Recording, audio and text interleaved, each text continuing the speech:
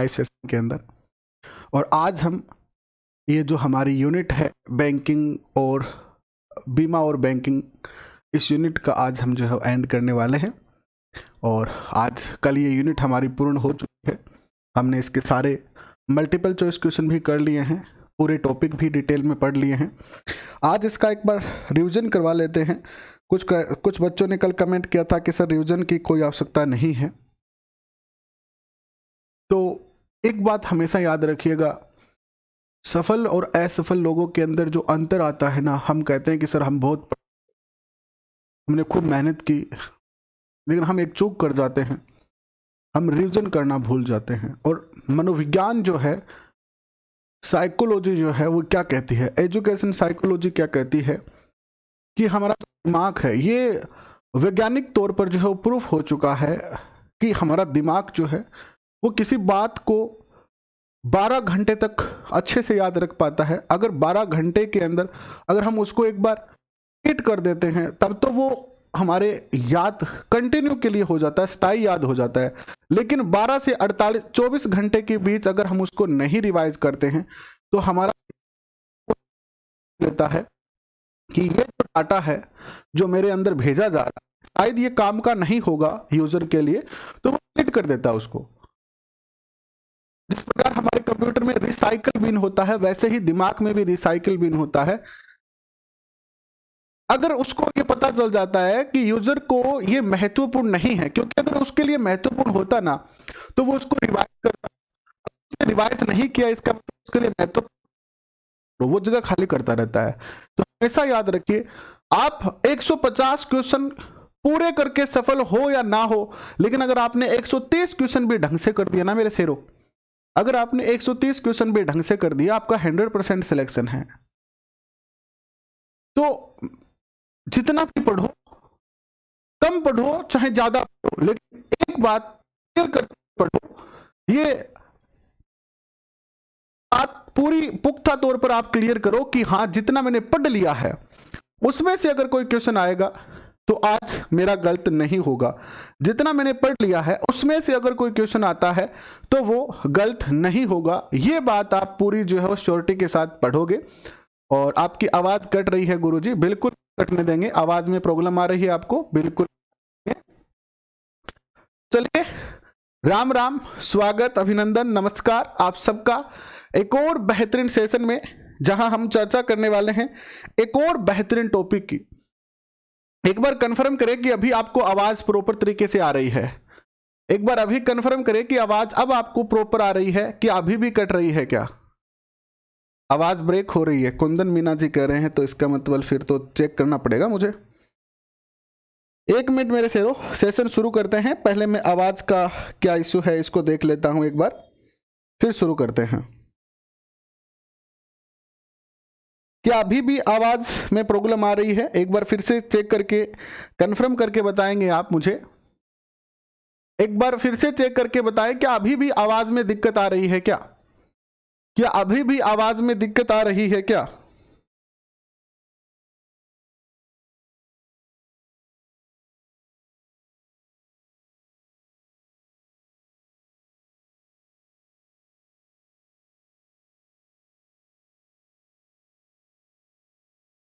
नहीं नहीं नहीं, नहीं आ रही है भाई अभी, अब नहीं आ रही है दिक्कत, आवाज फिट हो गई है, बिल्कुल हो गई है। तो चलिए फिर शुरुआत करते हैं जब आवाज फिट हो गई है। एक बात मैं आपको बताऊंगा, आप सुन के बहुत आश्चर्यचकित होंगे। पहले तो इस वीडियो को शेयर कर दे अपने दोस्तों के साथ, फिर मैं वैसे तो आप जो पढ़ने वाले बच्चे हैं उन्हें सीधे टॉपिक की बात ही अच्छी लगती है, लेकिन मेरा आज मन कर रहा है कि आपको एक बात बताता हूं। मैं आज दोपहर में ये जब टॉपिक दोबारा रिविजन करने के लिए तैयार कर रहा था, तो मैंने एक छोटा सा विश्लेषण किया कि अगर हम ज्यादा दूर न जाकर 2011 से लेकर अब तक जितनी भर्तियां आई है उसका अगर 2011 से लेकर 21 तक का अगर रेशियो देखते हैं, चाहे वो कौन सा भी डिपार्टमेंट हो, चाहे वो कौन सा भी विभाग हो, जितनी भी भर्ती आई है, अगर 2011 से 21 तक की भर्तियों का अगर हम एक थोड़ा सा अगर हम आंकलन करते हैं ना मेरे शेरों, तो मैं बड़ा आश्चर्यचकित हुआ जब मैंने ये आंकलन किया और थोड़ी चिंता भी हुई मुझे चिंता किस बात की हुई कि देखिएगा 2011 के अंदर जब भर्ती आती थी 3rd ग्रेड की तो 40,000 पोस्टें, कभी आती थी 45,000 पोस्टें, कभी आती थी 42,000 पोस्टें। लेकिन 2011 से लेकर निरंतर जो आप अब तक देखोगे तो जो भर्तियों की संख्या है वो निरंतर क्या होती जा रही है, कम होती जा रही है। 40,000 से 35,000, फिर 33,000, अब 32,000, 31,000 आई है। यानी हम देख रहे हैं कि गवर्नमेंट जो है वो भर्तियां कम निकालती जा रही है, जबकि भर्तियों के लिए तैयारी करने वाले जो बच्चे हैं वो निरंतर बढ़ जा रहे हैं। बीएड करने वालों की संख्या, बीएसटीसी वाले करने वाले बच्चों की संख्या निरंतर बढ़ती जा रही है। यानी भर्तियां कम होती जा रही है और संख्या बढ़ती जा रही है। इसीलिए अगर हम तुलना करते हैं मेरिट की, कुछ बच्चे कह रहे थे कि सर पिछली बार मेरिट 113-14 रही हुई है तो अब की बार 15 जा सकती है। नहीं, अब की बार मेरिट आप मान के चलिए कि 120 से कम तो नहीं रहेगी नहीं। यानी पिछले बार जितनी मेरिट थी उससे 10 नंबर ज्यादा पकड़ के मान के चलिए आप। तो अब हमें और मेहनत करनी पड़ेगी क्योंकि कंपटीशन ज्यादा बढ़ रहा है। कंपटीशन दो तरीके से बढ़ रहा है कि एक तो लोगों की संख्या ज्यादा बढ़ गई और भर्तियों की संख्या कम हो गई है। यानी कॉमर्स में इसको कहते हैं कि माल तो कम है और माल की डिमांड जो है वो ज्यादा हो गई है। यानी खरीदने वाले बहुत ज्यादा हो गए, गवर्नमेंट जॉब लगने वालों की संख्या ज्यादा हो गई है वैकेंसियों के मुकाबले, और इसी के चलते जो है वो कंपटीशन बहुत बढ़ने वाला है। इसलिए मैं एक बात आपको मेरे दिल से, हृदय से कहना चाहता हूं मेरे शेर शेरनियों कि ये जो भर्ती है 2021 की, ये एक ऐसा मौका है हमारे जीवन का, टर्निंग पॉइंट है। इसको अगर नहीं पकड़ पाए हम, अगर ये गाड़ी हमसे छूट जाती है तो फिर गाड़ी आएगी 2025-26 में, और अगली बार गाड़ी की संख्या और कम होगी। अगली बार मान के चलिए वैकेंसी आएगी 25-26 हजार, और फॉर्म भरने वालों की संख्या, बेरोजगारी की जो संख्या होगी वो बहुत ज्यादा होगी। तो ये बात थोड़ी सी आप सोच के एक बार फिर से मनन करके अपनी तैयारी को थोड़ा सा और जो है वो इंक्रीज कीजिए, मेहनत को और बढ़ाइए, और निश्चित तौर पर कुछ ऐसा कीजिए, कुछ ऐसा पढ़िए, कुछ इस तरह से पढ़िए कि सफलता आपको मिले सफलता, और आप सफल होके अपना नाम इसी बार जो है इस कंपटीशन में दर्ज करवा दे। चलिए शुरुआत करते हैं आज के सेशन की और चर्चा करेंगे आज हम इस पूरी की पूरी बैंकिंग प्रणाली का आज हम जो है वो सार यहां पर करने वाले हैं। यानी आज थोड़ी सी क्लास लंबी होगी और मैं पूरा का पूरा यूनिट आपको जो है वो रिवाइज करवा दूंगा और आपको यह बता दूंगा कि कहां से कौन सा क्वेश्चन बनेगा। ठीक है, जो क्वेश्चन मैंने आपको मल्टीपल चॉइस क्वेश्चन करवा दिए हैं, कुछ उसके अलावा क्वेश्चन है जो आज आप क्या कीजिए, कॉपी और पेन अपने पास रखिएगा ताकि आप नोट कर ले। और अगर आप इस परिवार के सदस्य नहीं बने हैं, आज थोड़ी सी बातें ज्यादा हो गई है, कोई बात नहीं है, लेकिन ये बातें बहुत ही आवश्यक बात थी तो आपको बताई है। परिवार के अगर आप सदस्य नहीं बने हैं तो सदस्य जो है वो बन जाइए और बाकी बच्चों के साथ भी जो है आप इसको शेयर कर दीजिएगा। पहला चैप्टर से शुरुआत कर रहा हूं मैं आपको रिवाइज करवा रहा हूं केवल। ठीक है, मैं आपको आज पूरी की पूरी यूनिट से जो है कितने क्वेश्चन और बन सकते हैं जो हमने क्वेश्चन निकाले हैं उसके अलावा वो सारी चीजें आपके साथ शेयर कर रहा हूं। तो ये जो यूनिट होगी वो लंबी होगी। बुक आपके पास होनी चाहिए, पेन आपके पास होना चाहिए, आपको लिखना है, केवल क्वेश्चन लिख लेना, उत्तर लिख लेना, आपको याद रह जाए ऐसा कोई शॉर्ट चीज लिख लेना। ज्योग्राफी, संस्कृत, हिंदी सब्जेक्ट है सर तो मैं 2nd ग्रेड में ज्योग्राफी से फॉर्म अप्लाई कर सकता हूं क्या? बिल्कुल कर सकते हो भाई। तो देखिएगा पहला हमारा आता है यहां पर, आज पहला टॉपिक जो हमने पढ़ा था बैंकिंग। तो यहां से क्या क्वेश्चन बन सकता है, देखिएगा पहला क्वेश्चन यहां से बनेगा कि बीमा है पहला, तो पहला क्वेश्चन बनेगा बीमा क्या है, बीमा क्या है। तो आपको बताना होगा, क्वेश्चन आपके सामने होगा मेरे शेरों कि बीमा क्या है। आपको उत्तर में ऑप्शन आएगा, है ना, आपको उत्तर बताना होगा समझौता है। तो पहला क्वेश्चन तो यही बन जाता है, बीमा जो है वो व्यक्ति और कंपनी के मध्य जो है वो क्या है, एक समझौता है। ठीक है, और इसमें बीमा कंपनी जो है वो क्या करती है, जोखिम का वहन करती है, याद रखिएगा। और इसके बदले वह उस व्यक्ति से जो लेती है उसको क्या कहते हैं, व्यक्ति इसके बदले बीमा कंपनियों को क्या देता है, बीमा कंपनी व्यक्ति के जोखिम का वहन करेगी, उसके बदले बीमा कंपनी व्यक्ति से क्या लेगी, बीमा प्रीमियम लेगी। ये दूसरा क्वेश्चन है, यानी बीमा कंपनी व्यक्ति के जोखिम का वहन करने के बदले व्यक्ति से क्या लेगी, तो हर महीने, हर 6 महीने से या 1 साल से जो है वो क्या लेगी, प्रीमियम लेगी। सर पीडीएफ में क्वेश्चन के आंसर नहीं है, आंसर कुछ क्वेश्चनों के नहीं है, वो आप क्या करेंगे, वो आप जो है वो लगा लीजिएगा, है ना, लगा लीजिए, आप कोई वीडियो देखकर उससे क्वेश्चन लगवा लीजिएगा, ठीक है, उस पीडीएफ पे लगा लीजिएगा, इससे आपको और ज्यादा याद होगा। एक क्वेश्चन और यहां से बनता है,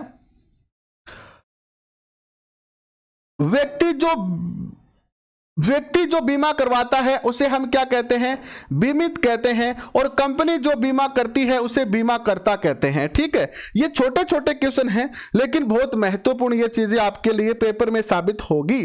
रिवाइज करते हैं, आपको कोई स्पेशल टॉपिक है जो नहीं समझ में आया वो मैं आपको समझा दूंगा। शाब्दिक अर्थ में हमें क्या याद रखना है, अगर क्वेश्चन पूछा जाता है अगर आप जीवन बीमा करवाते हो तो उसे इंग्लिश के किस शब्द से जाना जाएगा, क्वेश्चन पूछा जाएगा अगर आप जीवन बीमा करवाते हो तो इसे इंग्लिश के किस शब्द से समझा जाएगा।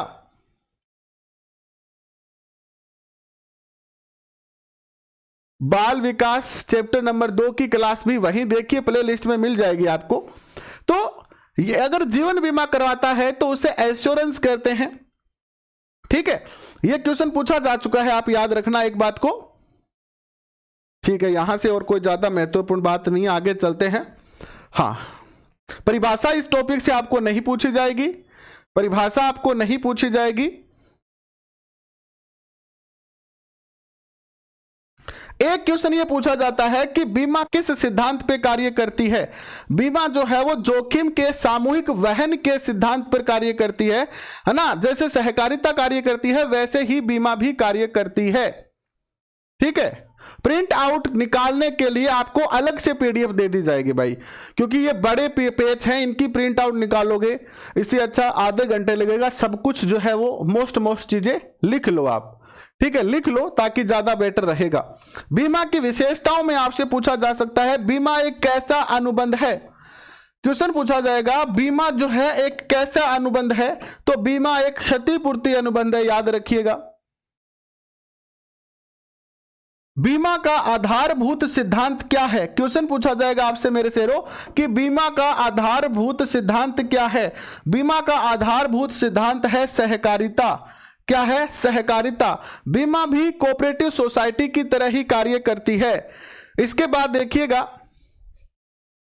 पूरे के पूरी यूनिट आज रिवाइज करवा रहा हूं, आपके धैर्य की परीक्षा है कि आप कितना देख पाओगे, और मेरे धैर्य की यह परीक्षा है कि मैं आपको क्या पूरी यूनिट जो हमने लगभग 6 से 7 दिन में की थी, क्या वो पूरी की पूरी यूनिट में 1 दिन में करवा सकता हूं क्या मैं पूरी की पूरी यूनिट 1 दिन में करवा सकता हूं क्या, ये मेरा धैर्य है। और क्या आप पूरी की पूरी यूनिट 1 दिन में फिर से रिवाइज करके देख सकते हैं क्या, ये आपका धैर्य रहेगा। एक बार इस वीडियो को अपने दोस्तों के साथ शेयर जरूर कर दें ताकि थोड़ी संख्या और बढ़ जाए, ये आपका काम है। बिना कहे आप शेयर और लाइक बटन जो है वो जरूर दबाते रहिएगा। इसके बाद अगर हम चर्चा करते हैं तो बीमा केवल जो है वो शुद्ध जोखिम का ही वहन करती है। शुद्ध जोखिम का मतलब क्या है, यहां पर पेपर में क्वेश्चन पूछा जाएगा, आप एक अध्यापक हैं और आपने एक कार खरीदी है, और आपने कार खरीदते समय ही कार का बीमा करवा लिया, इंश्योरेंस करवा लिया, लेकिन अचानक एक दिन आपकी कार जो है वो कहीं टकरा जाती है, जिससे आपकी कार की आगे की जो लाइटें हैं वो टूट जाती है, साथ में आपकी कार को थोड़ा सा नुकसान होता है। तो अब आपको बीमा कंपनी से कितने रुपए का दावा कर सकते हैं, और आपका नुकसान की राशि है 50,000 रुपए। तो आपने बीमा करवाई है 5 लाख की, क्योंकि आपकी गाड़ी 5 लाख की थी, तो आप कितना दावा कर सकते हैं, इस प्रकार का एक क्वेश्चन बन सकता है। तो आप याद रखना, जितना आपका नुकसान हुआ है उतना ही दावा आप कर सकते हैं। जितना नुकसान हुआ है, तो ये होता है शुद्ध जोखिम। जितना नुकसान हुआ है उतने का ही दावा हम करेंगे। हम ये नहीं कह सकते कि जी मेरी गाड़ी एक्सीडेंट हो गई तो मुझे तो मेरे 5 के 5 लाख रुपए दो, ऐसा हम नहीं कह सकते हैं। जोखिम के विरुद्ध ठीक है, ये हो गया। बीमा जो है वो साधन नहीं है, लाभ का साधन नहीं है। जीवन बीमा के अतिरिक्त अन्य विभागों में केवल क्षतिपूर्ति होती है, इसको छोड़ दो, बाकी ठीक है। एक होता है लाइफ इंश्योरेंस। जीवन बीमा जो करवाते हैं उसे लाइफ इंश्योरेंस कहते हैं। बाकी जितनी भी बीमा होती है उनको हम इंश्योरेंस कहते हैं। इन और ए इतना अंतर है, इसको जरूर याद रखिएगा, जरूर याद रखिएगा। क्वेश्चन यहां से पूछा जाएगा। शेयर नहीं कर रहे हो मेरे बच्चों, शेयर जरूर करो। 2 क्वेश्चन इस टॉपिक से आएंगे सुल्तान जी, 2 क्वेश्चन इस टॉपिक से आपके आएंगे।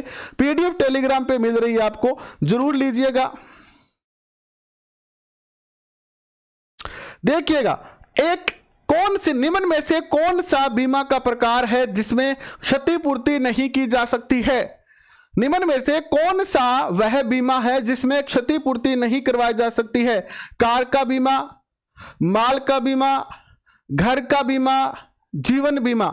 आपसे क्वेश्चन पूछा जाएगा, निम्न में से कौन सा बीमा का प्रकार है जिसमें क्षतिपूर्ति नहीं की जा सकती है? ऑप्शन आपके सामने होंगे। एमके जी स्वागत आपका। ऑप्शन आपके सामने होंगे। अरे आपका नाम क्यों नहीं लेंगे, भंवरलाल जी, बहुत बहुत स्वागत आपका। तो कौन सी बीमा है जिसमें क्षतिपूर्ति नहीं की जा सकती है? क्वेश्चन आपके स्क्रीन पर होगा यह है, और आपको बताना है कि हम अगर व्यक्ति की मृत्यु हो गई है, अगर व्यक्ति का हाथ टूट गया है, अगर हाथ टूट गया है तो हम हाथ को सही करवा सकते हैं, इलाज करवा सकते हैं। लेकिन अगर व्यक्ति की मृत्यु हो गई है तो हम व्यक्ति को वापस जिंदा नहीं कर सकते हैं।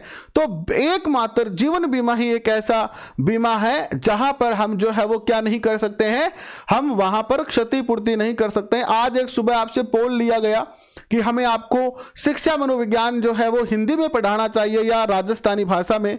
तो लगभग जो पोल का रिजल्ट था उसमें यही कहा गया कि हिंदी में पढ़ाएं आप, और जो उदाहरण देना वो थोड़े मारवाड़ी में दे सकते हैं। तो आज इस बात का हम पूरा जो है वो इस जो आपने सजेशन दिया है उसका हम पालन करेंगे अपनी क्लास में।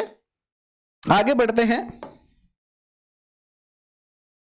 आगे क्या लिखा है देखिएगा, यही बात लिखिए।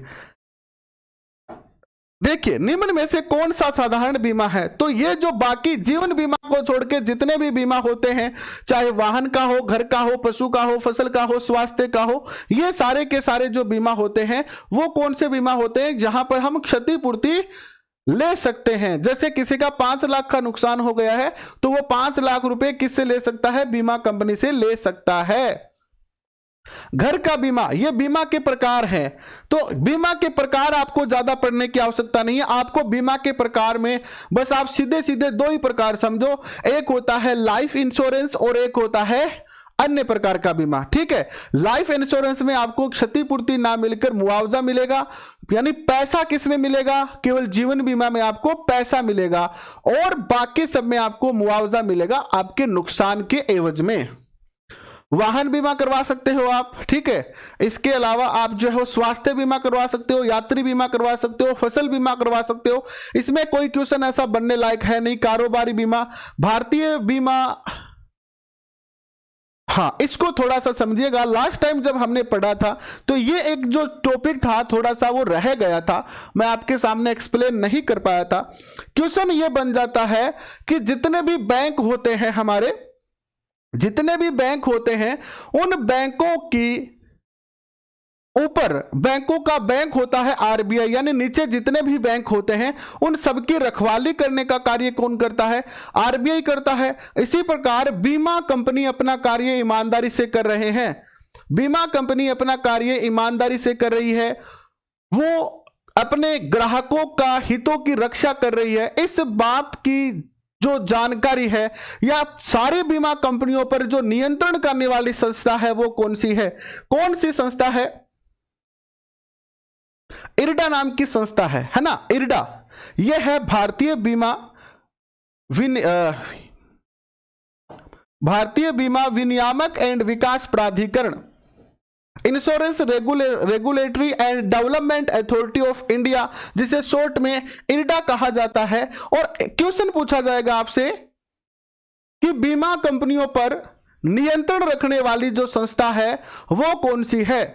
भारत में बीमा कंपनियों पर नियंत्रण रखने वाली जो संस्था है वो कौन सी है। ये जब क्वेश्चन पूछा जाए, ये लास्ट टाइम हमने छोड़ दिया था, तो इसको भी एक वेरी मोस्ट इंपॉर्टेंट क्वेश्चन के अंदर आप जो हो लिखिएगा। क्वेश्चन ऐसा लिख दीजिए आप अगर लिख रहे हो तो, कि बीमा कंपनियों पर नियंत्रण रखने वाली भारत में संस्था कौन सी है, और उत्तर में लिख दो इरडा जो है वो भारत में बीमा कंपनियों पर नियंत्रण रखने वाली संस्था है। कौन सी बीमा कंपनी अपना कार्य सही कर रही है, कौन सी नहीं कर रही है, तो वो सारा का सारा काम MR पटेल, राम राम भाई, मैं आपके सबके कमेंट का जवाब देगा। लेकिन आज ये सेशन जो है वो बहुत लंबा सेशन है और मुझे पूरी यूनिट जो है वो रिवाइज करनी है। मैं आपकी राम राम और ये सारी चीजें अपने हृदय की गहराइयों से स्वीकार कर रहा हूं सबके। और अगर आपका कोई ज्यादा महत्वपूर्ण कमेंट होगा तो मैं बीच में रिप्लाई दूंगा, वरना हम संडे को जो है आपके क्वेश्चन का रिप्लाई देने के लिए अलग से सेशन रखेंगे, जहां हम आपके क्वेश्चन का ही जवाब देंगे। इरडा का पूरा नाम लिखा हुआ है सालासर की शेरनी, insurance regulatory and development authority of India. ये जो है इरडा का फुल फॉर्म है। आपसे फुल फॉर्म भी पूछी जा सकती है और आपसे यह भी पूछा जा सकता है कि भारत के अंदर इंश्योरेंस कंपनियों पर नियंत्रण रखने वाली जो संस्था है वो कौन सी है। ये आपको पक्का पता होना चाहिए। इसके बाद देखिएगा, इसमें आपको बस इतना याद रखना है, ज्यादा मैं आपको भटकाऊंगा नहीं, ज्यादा मैं आपको जो है उलझाऊंगा भी नहीं, ठीक है।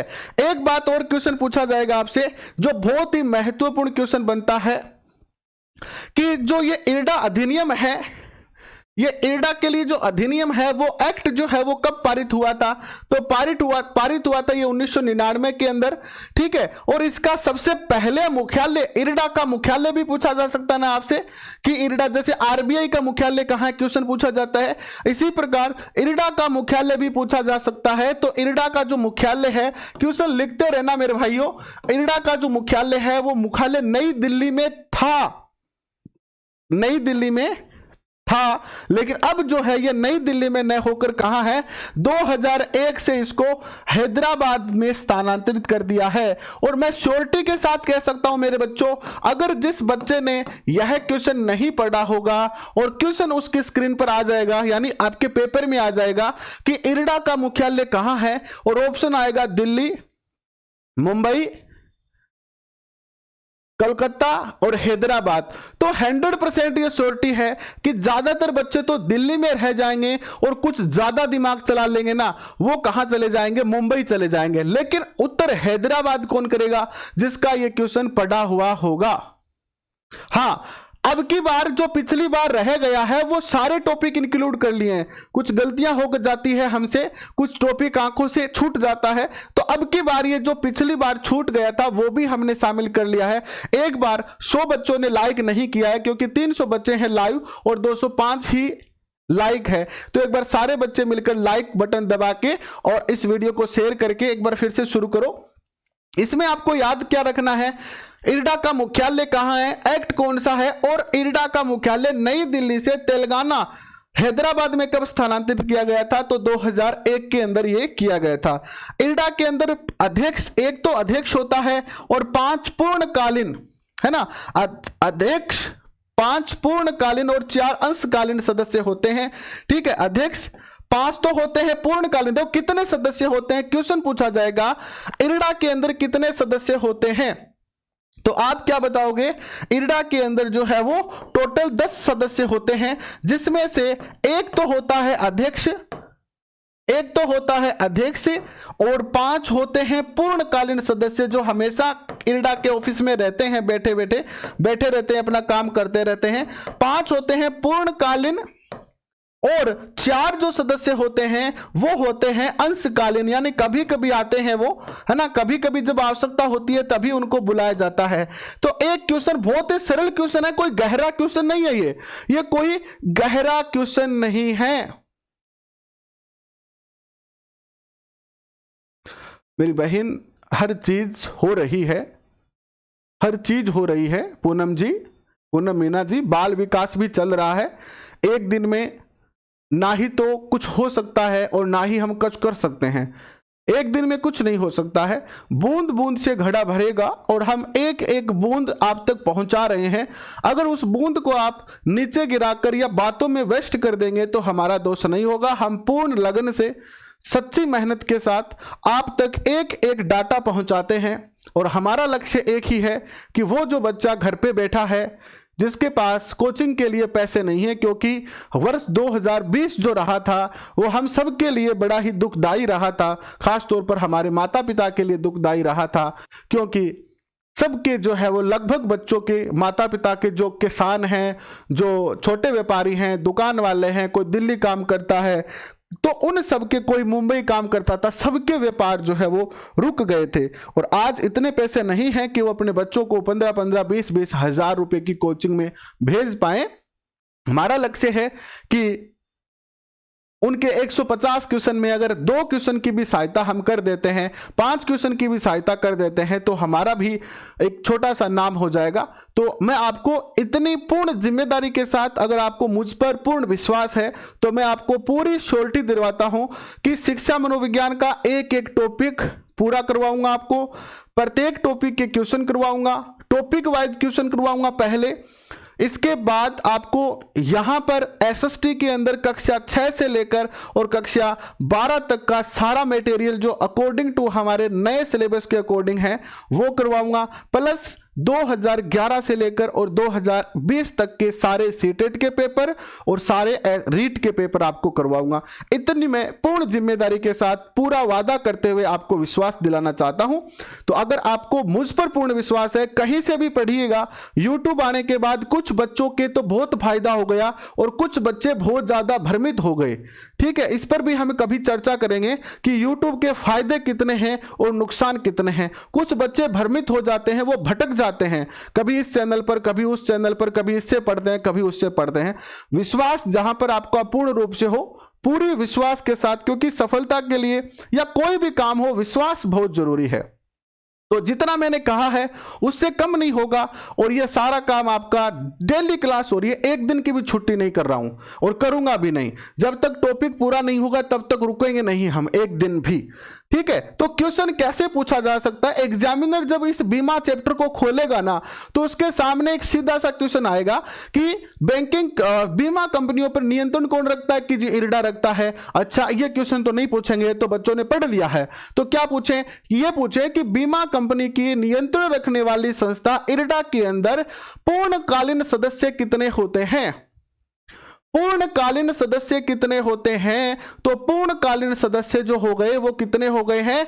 अगर अध्यक्ष सहित पूछे, अध्यक्ष सहित पूछे ना आपसे, अगर अध्यक्ष सहित पूछे तो पूर्णकालीन आप 6 बताओगे और अगर अध्यक्ष को छोड़कर पूछे तो आप कितने बताओगे? 5 बताओगे। ठीक है, अब आगे चलते हैं। देखिएगा, स्ट्रक्चर है ये इरडा का, थोड़ा सा इसमें से क्वेश्चन बनता है। इरडा के बारे में एक क्वेश्चन बनता है, देखिएगा कि इरडा की जो संरचना में भारत सरकार द्वारा नियुक्त एक अध्यक्ष होता है, यानी इरडा का जो अध्यक्ष है इसकी नियुक्ति कौन करती है? केंद्र सरकार करती है। और जो पांच पूर्णकालीन और 4 अंशकालीन सदस्य होते हैं उनकी भी नियुक्ति भारत सरकार करती है।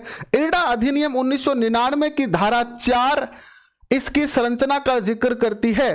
क्वेश्चन पूछा जाएगा आपसे, अगर एग्जामिनर आपको थोड़ा सा उलझाना चाहता है, अगर आपको थोड़ा सा कंफ्यूज करना चाहता है, अगर आपके गहरे ज्ञान की जांच करना चाहता है कि जो बच्चा अध्यापक बन रहा है वो कितना ज्ञान रखता है, तो क्वेश्चन पूछा जाएगा कि इरडा की संरचना जो है उसका जिक्र इरडा एक्ट के किस धारा में है? तो ये एक ही धारा आपको बता रहा हूं और ये धारा है आपकी 4 नंबर, बस और याद मत रखना।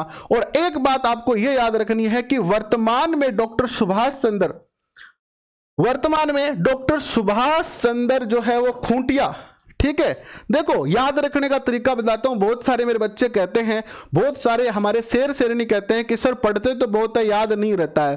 देखो मैंने आपको मारवाड़ी में, राजस्थानी भाषा में शिक्षा मनोविज्ञान पढ़ाया। क्यों पढ़ाया? इसलिए क्योंकि अपनी भाषा की बातें हमें याद रहती है। मैं आपको आज याद करवा रहा हूं, इरडा का अध्यक्ष कौन है, आप जिंदगी में नहीं भूलोगे। अगर आपको रात को 2, 3 बजे, 5 बजे खड़ा करके पूछ लेने, छोरा खड़ो बता इरडा का अध्यक्ष कौन है, तो थे कहते खूंटियो है। क्या कहते थे? खूंटियो है। कौन है? खूंटियो है। कौन है? खूंटियो है। देखो खूंटी से बनो खूंटियो। अगर कोई बीमा कंपनी काम सावड़ नहीं करेगी तो खूंटियो खूंटी रोप देगो। अगर कोई बीमा कंपनी सावड़ काम नहीं करेगी तो खूंटियो खूंटी रोप देगो बांगे छाती में। याद हो गया ना? कभी नहीं भूलोगे। कौन है जी? खूंटिया है। अरे पूरा नाम बताओ। खूंटियो कौन सो खूंटियो? अरे बोलो कौन सो के? वो सुभाष चंद्र खूंटियो है। कौन सो खूंटियो के? सुभाष चंद्र खूंटियो। याद हो गया? बहुत सरल तरीका है। अपनी चीजों को अपने अकॉर्डिंग कन्वर्ट करो, है ना? इन चीजों को अपने अकॉर्डिंग कन्वर्ट कर लो। देखो अगर ऐसे याद करते ना को इरडा का, देखो कई बच्चे कैसे याद करते, लिखते हैं इरडा का अध्यक्ष है सुभाष चंद्र, इरडा का अध्यक्ष है सुभाष चंद्र, इरडा का 5 मिनट तो याद रहे। सुबह सो के उठा है, भूल गया यार, रात तो याद करो। यहाँ याद क्यों करो? रटने से याद नहीं होगा। सीधे सीधे कहो ना, बीमा कंपनी को दिखो, ऊपर कंट्रोल रखा, वो कौन है? खूंटियो, आप लो खूंटियो, आप लो मोलारो खूंटियो, बस याद हो गया। अरे याद होना तो बहुत सरल है, बस करना है आपको, याद हो जाएगा। और देखो चलो इरडा के कार्य देख लेते हैं। ये थोड़ा सा यूनिट रह गया था तो साथ में यही हो गया आपका। इरडा का कार्य बस आपको इतना याद रखना है, कोई नई बीमा कंपनी बनेगी, जैसे कोई नया बैंक बनता है, कोई नया बैंक बनता है तो वो किसके पास जाएगा लाइसेंस लेने के लिए?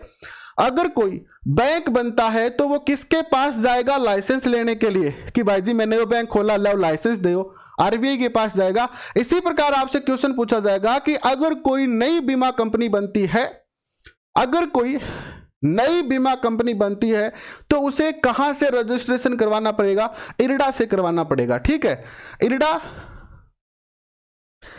का कार्य रजिस्ट्रेशन जारी करना, रजिस्ट्रेशन का नवीनीकरण करना, उसमें संशोधन करना, वापस लेना, निलंबित करना और रद्द करना है। पॉलिसी धारकों के हितों की सुरक्षा है। अगर मैंने एक जीवन बीमा लिया और कंपनी अगर मुझे थोड़ा सा नकार रही है, बीमा कंपनी आनाकानी कर रही है ना, तो इरडा उस पर नियंत्रण रखेगा कि क्यों जोरा पैसा देता, लेता तो जोर को नहीं था ना, है नहीं? बीमा इरडा फट से ललकार देगी मैंने, है ना? जी हाँ, घर में पापा कोई बात नहीं माना, रापा जाके दादाजी ने कह दिया, दादू जी पापा तो पैसा कौन दे 500 रुपया, मैंने नई किताब लानी है। तो दादू जी कहते क्यों रे भाया, मैं मेरी पूरी जिंदगी गाड़ दी तेने पढ़ाना में, अब तने के जोरा दे टाबरा ने 500 रुपया के पढ़ने दे आने गए, यही तो घना ही लाग गया पैसा का ना। तो ये दादा का काम करती है ये भी। और क्या देखो, मध्यस्थों और एजेंटों के लिए जो है वो ये क्या करती है, क्वालिफिकेशन और कोड ऑफ कंडक्ट और ट्रेनिंग आदि जो है वो करवाती है। यानी जो बीमा के एजेंट हैं, बीमा कंपनियों के जो अधिकारी हैं, उन सबको जो है वो ट्रेनिंग देने का भी काम ये करती है कि आपको बीमा कैसे लोगों तक पहुंचानी है। ठीक है, और बाकी कुछ नहीं है इसमें, और ज्यादा याद रखने की आवश्यकता नहीं है ना। जो मुख्य मुख्य बातें थी वो बता दी है। ये टॉपिक बचा हुआ था तो ये हो गया है। अब देखो एक सबसे बेहतरीन क्वेश्चन आपको, अब हमारा बीमा का टॉपिक कंप्लीट हो चुका है मेरे बच्चों। पहली जो यूनिट हमारी थी उसमें जो पहला टॉपिक था बीमा हमारा कंप्लीट हो चुका है। बीमा हमारा टॉपिक कंप्लीट हो चुका है। अब हम बैंकिंग के प्रकार के बारे में चर्चा करेंगे, बैंकिंग के कुछ चीजों के बारे में चर्चा करेंगे। बीमा हमारा टॉपिक पूरा हो चुका है। बिल्कुल, हाँ बिल्कुल, डेली क्लास चलती है हमारी 8:30 बजे, आपको डेली क्लास मिलेगी। आज ये क्लास थोड़ी लंबी चलेगी तो पानी वानी सब अपने पास रखो, खाना पीना भी यही कर लेना अगर नहीं खाया तो। ठीक है, आराम से पूरी क्लास को देखो, पूरी यूनिट चाहे 2 घंटे लगे 2.5 घंटे लगे, और इसके बाद चाहे कितनी भी लेट हो जाए शिक्षा मनोविज्ञान की भी क्लास होगी। ठीक है, चाहे कितना भी लंबा ये सेशन चले, इसके बाद शिक्षा मनोविज्ञान की क्लास होगी। ये क्लास जब खत्म हो जाएगी तो उसके 40 मिनट के बाद आपकी क्लास हो जाएगी किसकी? बीमा की, शिक्षा मनोविज्ञान के। अब देखिए एक बहुत ही प्यारा सा क्वेश्चन बनता है कि अभी अभी बैंकों ने क्या किया था, अभी अभी जो भारत सरकार है उन्होंने 10 बैंकों को मिलाकर, ये बात 2020 की है, 10 बैंकों को मिलाकर 4 बैंक बना दिया। 10 बैंकों को मिलाकर 4 बैंकों में उनको कन्वर्ट कर दिया। तो वो 10 बैंक कौन से हैं और उन 10 बैंकों को कौन से बैंकों के अंदर जो है वो मिलाया गया है, यहां से क्वेश्चन आपसे जरूर पूछा जाएगा। अगर बैंक से क्वेश्चन बनता है तो यहां से क्वेश्चन 100% है, क्योंकि करंट का भी ये क्वेश्चन है। एग्जामिनर देखो, एग्जामिनर की सोच को समझा करो आप हमेशा। एग्जामिनर क्या सोचता है, एक एग्जामिनर जो है वो बच्चों से क्या चाहता है, भाई ये तो पक्का ही पता है कि जो रीट के बाद जो शिक्षक बनेंगे उन्होंने बीएड तो किया है, तो उनको बच्चों को पढ़ाना तो आता ही है। जिसने बीएसटीसी कर ली उसने पढ़ाना तो आता ही है। वो आपके पढ़ाने की क्षमता पे उनको कोई शक नहीं है। वो ये चाहते हैं कि जो शिक्षक बन रहा है ना, वो कितना अवेयर है, वो चीजों को कितना जानता है, वो कितना नॉलेज अपने पास रखता है, वो बस ये जानना चाहते हैं। तो वो क्या करेंगे, ऐसी चीजें ढूंढेंगे जो जर्नली जो है वो, जैसे बिहार में कई बार आप टीवी में इंटरव्यू देखते हो कि अपने देश का प्रधानमंत्री कौन है, तो बिहार वाले टीचर कह देते जी नीतीश कुमार है, फिर हंसी बनती है न्यूज में, क्योंकि वो अवेयर नहीं है। वो बस ठीक है टीचर बन गए, बच्चों को वो अच्छा पढ़ा देते होंगे, क्या पता बच्चों को वो खूब अच्छा पढ़ाते होंगे, लेकिन जर्नल चीजें उनको पता नहीं है। तो सरकार चाहती है कि सारे बच्चों को सब चीजों का पता होना चाहिए, और सब चीजों को बच्चों को कब पता होगा, जब अध्यापक को पता होगा। तो देखिएगा, आरबीआई ने एक सर्कुलर जारी किया और 10 जो बैंक थे ना, है ना, उनको 4 बैंकों के अंदर जो है वो मर्ज कर दिया। जिसमें से पहला जो बैंक आता है वो आता है ओरिएंटल बैंक ऑफ कॉमर्स, जिसे आप ओबीसी के नाम से भी जानते हो, और दूसरा बैंक आता है इसमें यूनाइटेड बैंक ऑफ इंडिया, जिसे आप यूबीआई के नाम से जानते हो। इन दोनों बैंकों को क्या कर दिया, पीएनबी में मिला दिया। अब अगर आपका इन दोनों में से किसी बैंक में खाता है ना, तो आपके पासबुक, आपका जो बैंक है आपको एक नई पासबुक देगा और आपको कहेगा कि आज से आपको कोई भी पैसा वैसा लेना देना हो ना, तो आप पीएनबी में चले जाना भैया, हम आपका काम छोड़ रहे हैं। तो इन दोनों बैंकों को किस में मिला दिया गया है, पीएनबी में मिला दिया गया। क्वेश्चन क्या पूछा जाएगा आपसे, हाल ही में ओबीसी बैंक को किस बैंक के साथ मर्ज कर दिया गया है, हाल ही में ओबीसी बैंक को किस बैंक के साथ मर्ज कर दिया गया है, और आपका उत्तर होगा किसके साथ, पीएनबी के साथ मर्ज कर दिया गया है। इसी प्रकार देखो 3 ये बैंक हो गए ना, तीसरा बैंक देखिएगा आंध्रा बैंक जो है और कोऑपरेशन बैंक है। इन दोनों बैंकों को मिलाकर जो है, ये अपने उधर दक्षिणी साइड के बैंक है, इनको यूनियन बैंक ऑफ इंडिया में मिला दिया है। किस में मिला दिया है, यूनियन बैंक ऑफ इंडिया में मिला दिया है। कितने हो गए, 4 बैंक हो गए ना। और देखो 2 बैंक और देखो आप, इलाहाबाद जो बैंक है 4, इसके बाद ये 5वां, ये 6ठा। इलाहाबाद बैंक को किस में मिला दिया, इंडियन बैंक में मिला दिया गया। और सिंडिकेट बैंक जो है इसको किस में मिला दिया, केनरा बैंक में मिला दिया। अब आप कहोगे कि गुरुजी थे तो कहा 10 बैंकों को मर्ज करिए, ये तो 6 ही बैंक हुआ। तो देखो 6 बैंक तो थे ये, और 10 बैंकों ने मिला के कितना बैंक बनाया, 10 बैंकों ने मिला के बैंक कितना बना, 4 बना। तो इसके बाद देखो 6 तो हो ही गया, और 7 नंबर बैंक हो गयो, और 8 नंबर बैंक हो गयो, और ओ हो गयो 9 नंबर, और ओ हो गयो 10 नंबर। टोटल 10 बैंक हा जखाना मिला के कितनों कर दियो, 4 बैंक कर दियो। टोटल 10 बैंक हा जखाना मिला के 4 बैंक कर दिया। ये जिखा 6 बैंक है आने खत्म कर दिया। आज के बाद आप बैंक का नाम भूल जाओ, चाहे बैंक कर दिया होया करता। अब बस ये 2 बैंक ये बच्चे है 10 बैंक में से, और 2 बैंक वे अगला बचे है। ये दोनों बैंक भी अब खत्म, बस ये ही बचे हैं। तो ये आपको याद रखना है। नीचे इनकी डिटेल लिख दी गई है कि इनके खाता धारक वगैरह सब भी जो है वो क्या कहां चले गए हैं, इन्हीं बैंकों में चले गए हैं। बाकी आपको पढ़ने की आवश्यकता नहीं है। डेट याद रख सकते हैं आप, कब किया गया है इनको, कब किया गया है, 1 अप्रैल 2020 को किया गया। सारे ही बैंकों को कब किया गया है, 1 अप्रैल 2020 को ही किया गया है। 10 बैंकों को 4 बैंकों में कन्वर्ट कब किया गया है, 1 अप्रैल 2020 को किया गया है। अब आपको याद रखने की जरूरत नहीं है। आप कहोगे गुरुजी यहाँ हमारा डेट याद को नहीं होगी, जब याद हो जैसी। देखो बैंक हमेशा जब भी कोई अपडेट करता है ना, अपनी पॉलिसी में अपडेट करता है, अपने इंटरेस्ट में अपडेट करता है, अपनी रेपो रेट या कोई भी अपडेट करता है, तो बैंक का जो फाइनेंशियल ईयर होता है वो कब शुरू होता है, 1 अप्रैल से होता है। ये याद रखने की आवश्यकता नहीं है। बैंक का जो फाइनेंशियल ईयर होता है वो कब शुरू होता है, 1 अप्रैल से लेकर 31 मार्च तक का इनका काल होता है। तो याद रखने की आवश्यकता नहीं है। यानी बैंक को नयो साल कौन सो हो, अब बताओ बैंक कद मनावे हैप्पी न्यू ईयर 1 अप्रैल ने मनावे। तो कोई भी काम आप शुरू करा कद करा 1 अप्रैल से ही तो करा। जनरली आप इंसान कद करा 1 जनवरी से करा, कब की बार मैं रात में 11 घंटे पढ़ूंगा, मैं आकर कब की बार मैं दौड़ा भागी करूंगा, ठीक है। इस प्रकार हर बच्चा जो है ना वो अपने कुछ लक्ष्य रखता है। तो बैंक भी जो है जो भी उसको अपडेट करनी होती है वो कब करता है, वो 1 अप्रैल से करता है। तो 1 अप्रैल 2020 और 1 अप्रैल को ही क्या लग गया था, कोरोना लग गया था भारत में अप्रैल से। तो थारे याद रही जागो कि अप्रैल में कोरोना आ गयो, चौको बोलो सांगो पांग कोरोना आयो अप्रैल का महीने। चलो आगे चलते हैं। अब देखो बैंक से संबंधित कुछ शब्द है ना, बैंक से संबंधित कुछ शब्द है जिसका अपन बार बार पूछे जाए।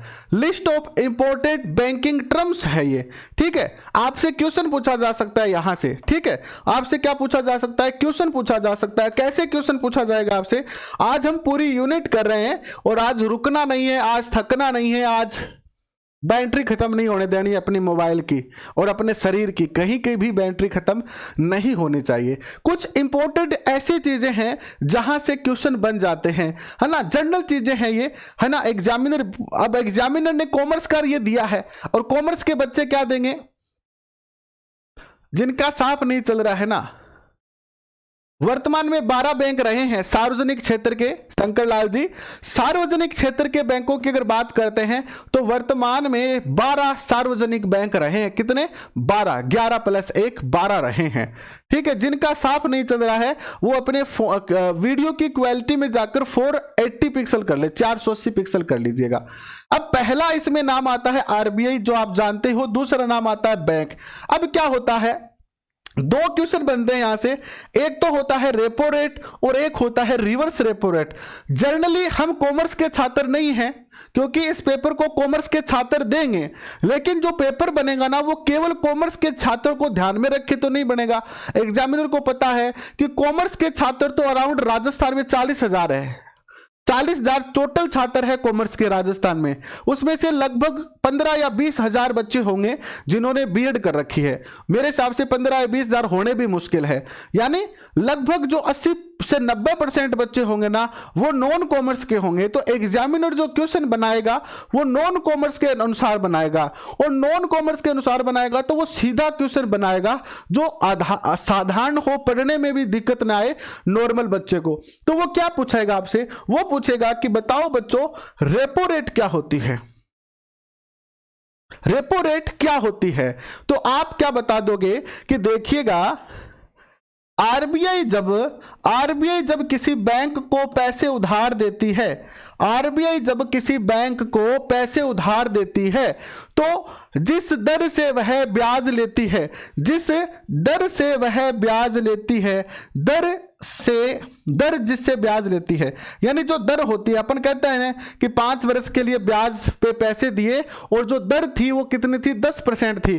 तो आरबीआई जब किसी साधारण बैंक को पैसे उधार देगी और उधार देने के बदले जो उससे ब्याज लेगी ना, ये ब्याज की जो दर होगी ना वही क्या कहलाती है, रेपो रेट कहलाती है। क्या कहलाती है, रेपो रेट कहलाती है। जब आरबीआई बैंकों से ब्याज लेती है तो उसे रेपो रेट कहते हैं।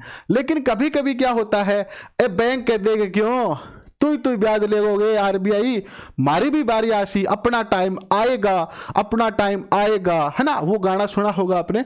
तो आरबीआई बैंक का टाइम आता है, एक बार बैंक के पास क्या आ जाते हैं, ज्यादा पैसे आ जाते हैं। क्या आ जाते हैं, ज्यादा पैसे आ जाते हैं, तो बैंक गाना गाने लगता है और ये क्या करता है, आरबीआई को पैसे उधार दे देता है। ये क्या करता है, आरबीआई में अपने पैसे जमा कर देता है। जैसे आप जब अध्यापक बन जाओगे ना तो आपको रुपए मिलेंगे अराउंड 23,000 के करीब, 23,000 रुपए मिलेंगे आपको, लेकिन आप 23,000 रुपए खर्च नहीं करोगे। आप अध्यापक लोग कहते हैं कि कंजूस होता है, तो आप 7-8 हजार में काम चला लेगा, बाकी जगह पैसा बच्चा का बना आप बैंक में जमा करवा देगा नहीं।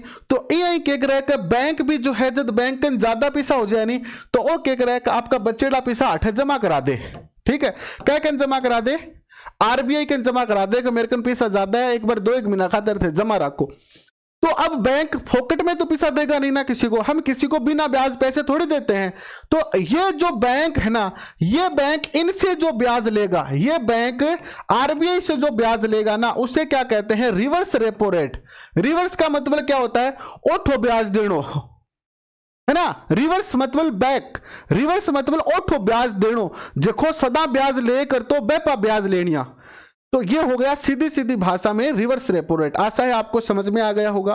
थोड़े से शब्द और देख लेते हैं इसी से जुड़े हुए, इनकी कुछ, ये तो आप आड़ू भाषा में समझ लियो। अब आगे थोड़ी कुछ परिभाषा वगैरह देख लिया, है ना, के कवा अन देख लिया। देखो थोड़ा सा कुछ टर्म और कंडीशन अब ये समझ लिया।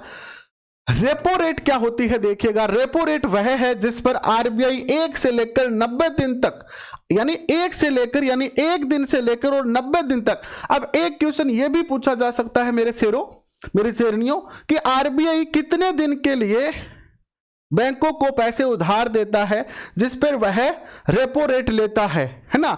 तो यह 1 दिन से लेकर और 90 दिन के बीच होता है। याद रखना, दिन याद रखना, क्योंकि उत्तर में आपको क्या मिलेगा, उत्तर में आपको ऑप्शन मिलेगा 1 से लेकर 90 वर्ष, दूसरा ऑप्शन मिलेगा 1 से लेकर 90 महीने, तीसरा ऑप्शन मिलेगा 1 से लेकर और 90 दिन। अब मेरे पर को जो सियाणो मानस होगा नहीं मेरे बच्चों, मेरे जिको जिको 1.5 सियाणो होगा नहीं, वो क्या करोगे यार, 90 दिन खातिर कौन पैसा दे गए उधार, 90 दिन के ब्याज ले आ गए, कम से कम महीना तो करा ही करा के, है ना। कोई सीधा साधा आदमी होगा वो सोचेगा यार साल ही हो गए, बैंकों का काम है, बैंक तो बड़ा बड़ा काम कर रहा है, तो साला खातिर ले सी गए को 90 साल कर दिया, ठीक है।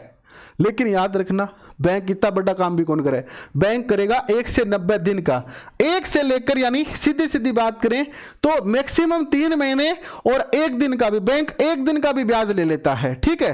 तो याद रखना 1 से 90 दिन के लिए, ठीक है।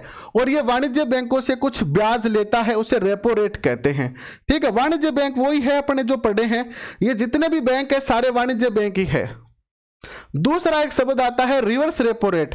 रिवर्स रेपो रेट जो है वो जब दिन भर के कामकाज के बाद बैंकों में बड़ी रकम बच जाती है तो बैंक उसी बची रकम को आरबीआई में रख देता है और भारतीय रिजर्व बैंक इस बैंक को इस रकम में बैंकों को कुछ ब्याज देता है, और जो ब्याज देता है वह क्या कहलाता है, रिवर्स रेपो रेट कहलाता। इसकी कोई टाइम नहीं है, इसमें कोई टाइम नहीं है, ये बैंकों पर डिपेंड करता है कि बैंक कितने दिन के लिए या कितने साल के लिए या कितने वर्षों महीनों के लिए अपना पैसा जो है वो आरबीआई में रखना चाहता है। जैसे कि मेरे पास अगर 2 लाख रुपए है तो मैं चाहे 10 साल की एफडी करवाओ, चाहे 5 साल की करवाओ, चाहे 2 साल की कराओ, वो मेरी मर्जी है। बैंक आपा ना कौन कहे कि भाई तू 1 साल की करा, 2 साल की करा, है ना। तो बैंक जब आरबीआई में रखते हैं तो वहां पर कुछ भी जो है इसके लिए टर्म और कंडीशन नहीं है टाइम की, ठीक है बच्चों। चलो एक बार और शेयर कर दो। नाइस टीचिंग गुरुजी, बहुत बहुत धन्यवाद। प्रहलाद जी आए, हमारे गुरुदेव प्रहलाद जी आए हैं, इनका बहुत बहुत स्वागत। प्रहलाद जी बहुत बहुत स्वागत भाई साहब। हमारे जो भाग्य हैं वो आज खुल गए हैं आपके आने से, हमारे जो भाग्य हैं वो आज खुल गए हैं। हमारे जो गुरुदेव हैं, हमारे जो बड़े भाई हैं, प्रहलाद सारण के नाम से इनका यूट्यूब पे एक बहुत बड़ा परिवार है, बहुत बड़ा परिवार है। उस वैसे परिवार की हम कल्पना तो कर सकते हैं लेकिन मेहनत बहुत लगेगी। लेकिन एक बार फिर से हाथ जोड़ के आपका बहुत बहुत अभिवादन, स्वागत। और आज हमारा दिल जो है वो बड़ा ही, हृदय जो है वो बहुत खुश हो गया है आपके आने से। प्रहलाद जी का बहुत बहुत स्वागत करते हैं। सारे बच्चे स्वागत करेंगे भाई प्रहलाद जी का, ठीक है, सारे बच्चे स्वागत करेंगे। मेरे भाई हैं, बड़े भाई भी हैं, गुरुदेव भी हैं, सब कुछ है हमारे लिए, हमारे मार्गदर्शक हैं। हम जब भी कहीं उलझ जाते हैं, जब भी हम कहीं फंस जाते हैं, जब भी हमें जीवन में कहीं डिमोटिवेशन आ जाता है तो हम तुरंत फ़ोन लगाते हैं अपने भाई साहब को कि भाई साहब आज तो कुछ अच्छा नहीं लग रहा है, और हमें हमेशा ही ये मार्गदर्शन देते हैं और हमेशा ही हमारे एक बड़े भाई की तरह हमारे साथ रहते हैं। तो बहुत बहुत धन्यवाद, बहुत बहुत धन्यवाद प्रहलाद जी का इस सेशन में आने के लिए और हमें और ज़्यादा थोड़ा सा मोटिवेट करने के लिए। बहुत बहुत धन्यवाद, बहुत बहुत धन्यवाद भाई साहब। चलिए आगे बढ़ते हैं, आगे बढ़ते हैं। और रिवर्स रेपो रेट को आपने जान लिया है। रिवर्स रेपो रेट के बाद में कुछ और भी चीजें आती है। क्या आती है उनमें? उसमें आता है SLR। ठीक है, ये थोड़ा सा डीप आ गया। अगर एग्जामिनर ने ये सोच लिया कि जब मैंने, है ना, जब हमारे शिक्षा मंत्री ने कॉमर्स वालों को शामिल कर दिया है तो कुछ 2 क्वेश्चन तो पूछने हैं मुझे पूरी यूनिट से, तो मैं कॉमर्स के क्वेश्चन पूछूंगा। अगर एग्जामिनर के मन में आ गया कि मैं तो कॉमर्स के क्वेश्चन पूछूंगा तो वो थोड़ा सा फिर डीप जाएगा। तो अपने क्या है कि हम तो वो शेर शेरनियां हैं जो जंगल के बीचों बीच रहते हैं और जंगल में कोई जगह नहीं होती है शेरों के लिए, है ना। जंगल का राजा होता है शेर, तो वो कहीं आ सकता है, कहीं जा सकता है। तो हमें तो सब कुछ पढ़ना है। तो चलिए इसको भी पढ़ते हैं हम। क्या होता है, एक तो आपको फुल फॉर्म याद रखनी है। फुल फॉर्म आपके सामने रखी हुई है, स्टैट्यूटरी लिक्विडिटी रेशियो। मेरे को अंग्रेजी थोड़ी कम आती है भाई, ठीक है। यह है इसकी क्या है, full form, statutory liquidity ratio. Statutory liquidity ratio अर्थात वैधानिक तरल अनुपात इसको कहते हैं बैंकिंग की भाषा में। बैंकों के कर्ज देने की क्षमता को नियंत्रण होता है ये।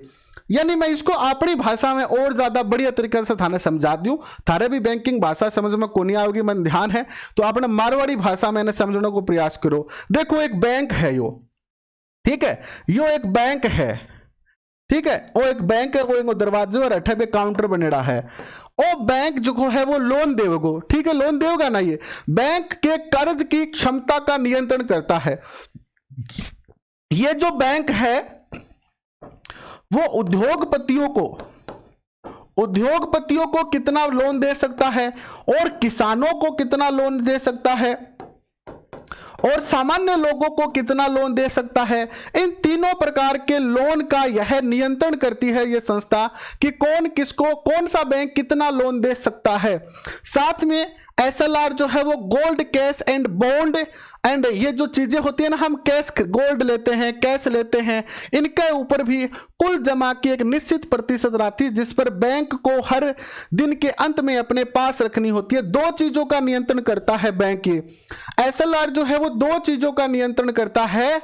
किन किन का नियंत्रण करता है? एक तो बैंक जो है वो कितना ब्याज देगा, कितना कर्ज दे सकता है, और दूसरा बैंक के पास जितना भी राशि आ रहा है वो चाहे गोल्ड के रूप में हो, चाहे वो कैश के रूप में हो, चाहे वो बॉन्ड के रूप में हो, जितना भी कैश बैंक के पास आ रहा है उसमें से कितना कैश बैंक को अपने पास रखना है, कितना कैश बैंक को अपने पास। देखो जैसे मान लो मैंने एक महीने में क्या किया, ठीक है, मैं मास्टर हूं, मैंने 23,000 रुपये कमाए, ठीक है, और मैं बहुत राजी हो रहा, वाह तनख्वाह की। बापू ने फोन करो, बापू थारे लिए मैं बढ़िया चोड़ो पजामो ले आऊं। माँ ने फोन करो, माँ तेरे लिए बढ़िया साड़ी लाऊं। पत्नी ने फोन करो कि तेरे लिए 2 सोने की चूड़ी लाऊं। सोने की चूड़ी तो को नहीं, अपने चांदी की चूड़ी आ जाएगी, ठीक है, सोना बहुत महंगा हो रही है। टाबरा ने फोन करो, टाबरो बोलो थाने के चाहिए, टाबर बोले पापा आ चीज ले और बा चीज ले, अन के करियो राजी हो गए, 23 का 23,000 रुपया लगा दिया। नहीं मास्टर लागो भैया, पहली तनख्वाही और तनख्वाहते ही 23 का 23,000 रुपया उड़ा दिया। गांव में गयो, उड़ाए हो, वापस आयो नहीं, आते ही मकान मालिक बोलोगे भैया लिया किरायो दे दे तनख्वाह की, गुरुजी थारी गए, गुरुजी थारी तनख्वाह की किरायो दे दो लाओ। अब गुरुजी सोच में पड़ गया, अरे आपा तो पिछला लगाया है यार, बापू बप्पू नैर अब क्या किरायो किया दे। समस्या आ गई ना गुरुजी के सामने। तो गुरुजी हाथ जोड़ के कहे कि भाई जी अब की बात तो घर आ रहा है मैं तो लगाया हुआ पिछड़ा 1 महीना थे, थोड़ा सा कष्ट करो और अगले महीने था ना किरायो देसिया। हाथ जोड़ के खड़े हो गया लेने गुरुजिया, चलो ये तो मान जाएगा, ये तो किराएदार है मान जाएगा, लेकिन मैंने पैसे जमा कराए हैं बैंक में 5 लाख रुपए, ठीक है, मैंने 5 लाख रुपए बैंक में जमा करवाए, आज करवाए और मेरे को जरूरत पड़ गई, मैं कल जाके बैंक को कह दूंगा ला भाई 5 लाख रुपए दे। तो बैंक ये थोड़ी कह सकता है कि मार्केट तो कोनी में तो सारा पैसा लगा दिया, नहीं कह सकता ना। तो इसीलिए SLR क्या होता है कि बैंक जो है उसके पास जितना भी एक दिन में इनकम आता है उसको क्या करेगा, उसका कुछ प्रतिशत जो है वो अपने पास जो है वो क्या रखेगा, जमा रखेगा। हर बैंक को हर बिजनेस डे के अंत में अपने पास कुछ प्रतिशत होता है, वो प्रतिशत बदलता रहता है कि भाई 10%, 20%, 30% वो अपने पास रखेगा, ताकि बैंक के पास अगर ज्यादा कस्टमर आ जाए पैसे की डिमांड करने वाले तो बैंक उनकी आपूर्ति कर सके। सीधी सीधी भाषा में मैंने आपको समझा दिया है, आशा है आपको समझ में आया होगा। मैं आगे बढ़ूंगा अब आगे बढ़ते हुए एक और आता है आपके सामने, CRR एक नाम आता है, बैंकिंग की भाषा में नाम है। अगर आप बैंकिंग नहीं जानते हो, पहली बार पढ़ रहे हो तो कोई बात नहीं है। CRR cash reverse ratio, cash reverse ratio कहते हैं इसको। रिजर्व बैंक के नियमों के अनुसार बैंक को कुल कैश रिजर्व का एक निश्चित हिस्सा रिजर्व बैंक के पास रखना आवश्यक है। यानी ये एक बैंक है, इसके पास मान लो टोटल जो है वो 50 कर देते हैं, बैंक है तो 50 करोड़ रुपए का जो है वो क्या है, स्टॉक है, यानी 50 करोड़ रुपए इसके पास है। ठीक है, कुल इसके पास जो है एक बैंक है, इसके पास कुल कैश जो है वो 50 करोड़ रुपए है। तो रिजर्व बैंक ये कहता है कि भैया तेरे पास 50 करोड़ है ना, तो एंगो 5% तू मेरे कन रखोगो, 5% मेरे पास रखेगा, जिसे कैश रिजर्व रेशियो कहते हैं। क्या कहते हैं? कैश रिजर्व शब्द है ये, कैश रिजर्व रेशियो कहते हैं। तो याद रखना, आपसे ज्यादा फुल फॉर्म ही पूछी जाएगी। ठीक है, फुल फॉर्म ज्यादा पूछी जाएगी आपसे कि CRR की फुल फॉर्म क्या है। और एग्जामिनर अगर ये क्वेश्चन भी बना सकता है कि कोई भी बैंक है ना, कोई बैंक अपने कुल कैश का कुछ हिस्सा रिजर्व बैंक के पास रखता है, उसे किस नाम से जाना जाता है। एग्जामिनर है, सीधा दिमाग में क्वेश्चन आ गया, पूछ लिया कि बैंक अपने कुल जमा का कुछ हिस्सा रिजर्व बैंक के पास सुरक्षित रखता है, उसे किस नाम से जानते हैं?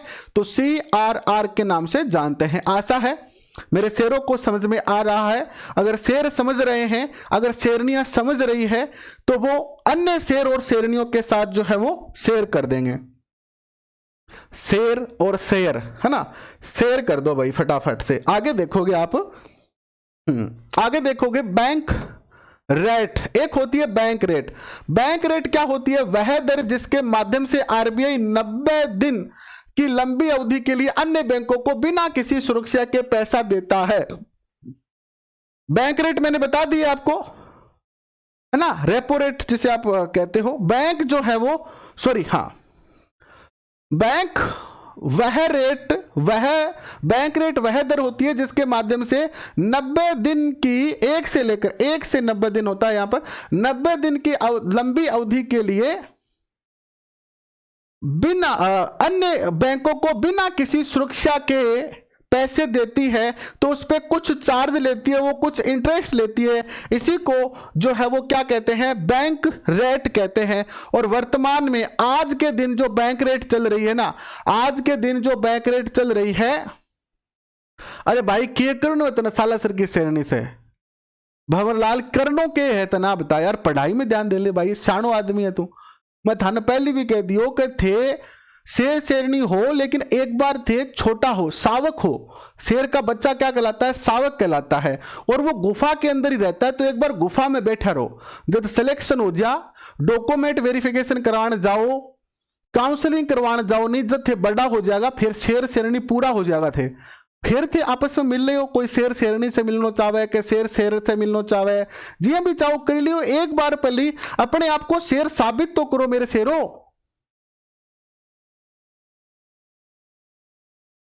है ना। अपने आप को एक बार पहले शेर साबित करो, फिर मिल लेना यार।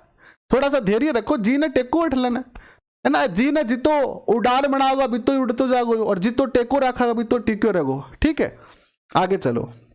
वर्तमान में जो बैंक रेट है वो है 6.75%।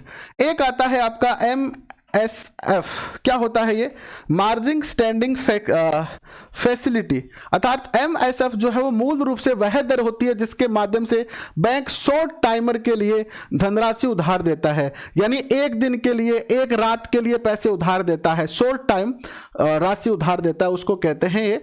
आगे बढ़ते हैं थोड़ा सा और, रिटेल बैंकिंग आता है ना। 2-3 शब्द और बच्चे इनको भी देख लेते हैं, क्या पता कहां से क्वेश्चन आ जाए।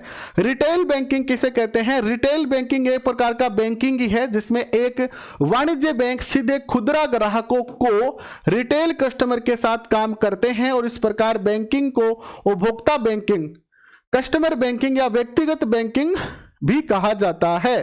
ठीक है, इसके बाद देखो ग्रीन बैंकिंग क्या होती है, क्वेश्चन पूछा जा सकता है ना, ग्रीन बैंकिंग क्या होती है? तो ग्रीन बैंकिंग क्या होती है देखिएगा, ग्रीन बैंकिंग पर्यावरण के अनुकूल चीजों के लिए जो कंपनी, जैसे आजकल जो है ना स्कूटी आ रही है जिखी बन लाइट से चाले है ना, आजकल स्कूटी आ रही है जिखी लाइट से चाले है ना, बस लाइट से चार्ज करो, ना स्टार्ट हुए, ना धुआं आवे, ना कोई बेंगा नंबर हुआ रजिस्ट्रेशन, ना में कोई बीमा की जरूरत हुए है ना में कोई बीमा की जरूरत हुए, बस के हुए एक पैसा लागे। तो जो कंपनियां, जो उद्योगपति ऐसा कोई कार्य कर रहे हैं जो एनवायरमेंट फ्रेंडली हो, ठीक है, जिसमें एनवायरमेंट में प्रदूषण नहीं होता है, ऐसे बैंकों को, सॉरी ऐसी कंपनियों को ये बैंक क्या करते हैं, ऐसी कंपनियों को ये बैंक क्या करते हैं, बढ़ावा देने के लिए इनको जो है वो सहायता करते हैं और इनको जल्दी जो है वो लोन वगैरह दे देते हैं। तो इस प्रकार का बिल्कुल अनिल जी, आप नए छात्र हैं, आपका बहुत बहुत हृदय की गहराइयों से स्वागत। तो इस प्रकार की जो बैंकिंग है वो ग्रीन बैंकिंग जो है वो कहलाती है।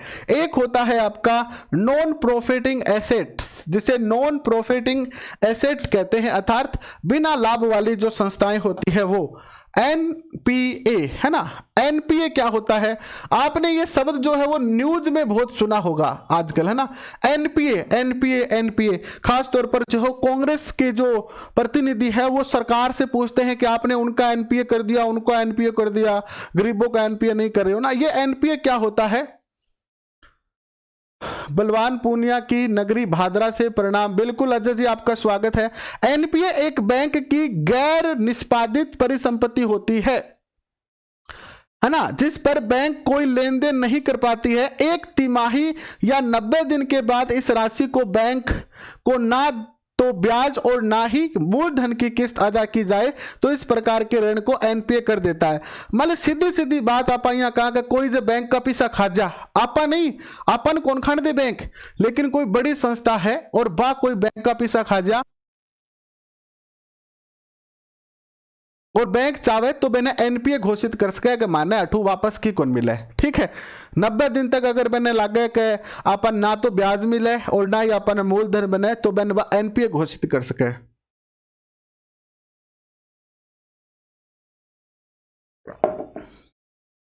आज 1000 तक पहुंच सकांगे बताओ, 1000 लाइव बच्चा तक पहुंच सकांगे बताओ, 1000 लाइव बच्चा तक पहुंच सकांगे। आपनो आरपीआई तीसरो टॉपिक है। कितना टॉपिक हो गया अपना? 2 टॉपिक हो गया है। कितना टॉपिक हो गया है? 2 टॉपिक हो गया है। कौन कौन सा टॉपिक हो गया अपना? पहलो टॉपिक अपन हो गया तार देखी आ रहे हो जाने ब्याह की कटार गादा रखी है, कटार को नहीं पड़े तार ही है अपना। 2 टॉपिक कंप्लीट हो गया, बीमा हो गयो और बैंकिंग प्रणाली होगी। तीसरो टॉपिक अपनो आवे आरबीआई। तो अब आप आरबीआई की चर्चा कर से। मेरी इंतहा है कि मैं आपको ये पूरी यूनिट करवाऊं और कल से हम कक्षा 6 की बुक शुरू करेंगे। कल से हम कक्षा 6 की बुक शुरू करेंगे। कल से हम कक्षा 6 का सार पढ़ेंगे। कल से हम कक्षा 6 का सार पढ़ेंगे। गोपाल चंद जी डेली 8:30 बजे क्लास हो रही है, डेली 8:30 बजे कल क्लास हो रही है। और आज इस टॉपिक को पूरा बैंकिंग और ये जो यूनिट है आपकी बीमा और बैंकिंग, इसको कंप्लीट करने वाले हैं। तो आज आपका ये इंतहा है कि 1000 बच्चे लाइव होने चाहिए और मेरा ये इंतहा है कि मैं ये पूरी यूनिट आपको चाहे 11 बजे, चाहे 12 बजे और चाहे 1 बजे करवा के रहूंगा। 2 ही काम अपना कंप्लीट हो गया है, 2 टॉपिक कंप्लीट हो गया है। तीसरा टॉपिक थारे सामने है। देखो आरबीआई क्या होता है। आरबीआई के बारे में वैसे तो हम पहले पढ़ चुके हैं, लेकिन और जानते हैं आरबीआई के बारे में। तो आरबीआई देखिएगा, आरबीआई की हिस्ट्री, आरबीआई की हिस्ट्री क्या है इसको थोड़ा सा समझते हैं हम, आशा है प्रॉपर तरीके से देख पा रहे हैं आप। भारतीय रिजर्व बैंक, ये जो आज पीडीएफ बनाई है ना मैंने, पहले अपनी 6 यूनिट की 6 पीडीएफ थी, है ना।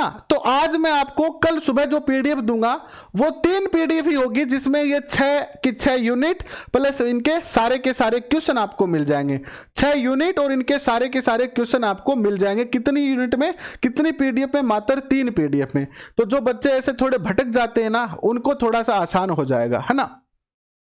तो देखिएगा, आरबीआई का इतिहास देखेंगे। भारतीय रिजर्व बैंक की स्थापना हुई थी 1935 में। वैसे तो इसका पूरा इतिहास हम पहले देख चुके हैं, मैं आपको पहले ही बता चुका हूं बैंकिंग प्रणाली का इतिहास, कि पहला बैंक कौन सा था, दूसरा बैंक कौन सा था, वो मैंने आज आपको नहीं बताया है, सीधे आगे आ गया हूं मैं, ठीक है, क्योंकि वो आपको बताया हुआ है, उससे जो क्वेश्चन है वो भी करवाए हुए हैं। आरबीआई अधिनियम 1934 के तहत, अधिनियम 1934 के तहत इसकी जो है वो जॉन हिल्टन यंग कमीशन की सिफारिश पर स्थापना होती है, जिसे भारतीय मुद्रा और वित्त पर रॉयल कमीशन भी कहा जाता है, जो देश के केंद्रीय बैंक है। पहला बहुत ही प्यारा क्वेश्चन बनता है कि बैंक की स्थापना कब हुई, दूसरा क्वेश्चन बनता है किस एक्ट के तहत हुई, तीसरा क्वेश्चन बनता है किस समिति के आधार पर हुई, किस समिति की सिफारिश पर हुई, और चौथा क्वेश्चन बनता है भारत का, देश का केंद्रीय बैंक कौन सा है। पांचवा क्वेश्चन बनता है कि इसका राष्ट्रीयकरण कब हुआ था। बस 5 क्वेश्चन इस पेज से बनते हैं। अगला जो स्लाइड आता है वो आपके सामने आता है, यह है कि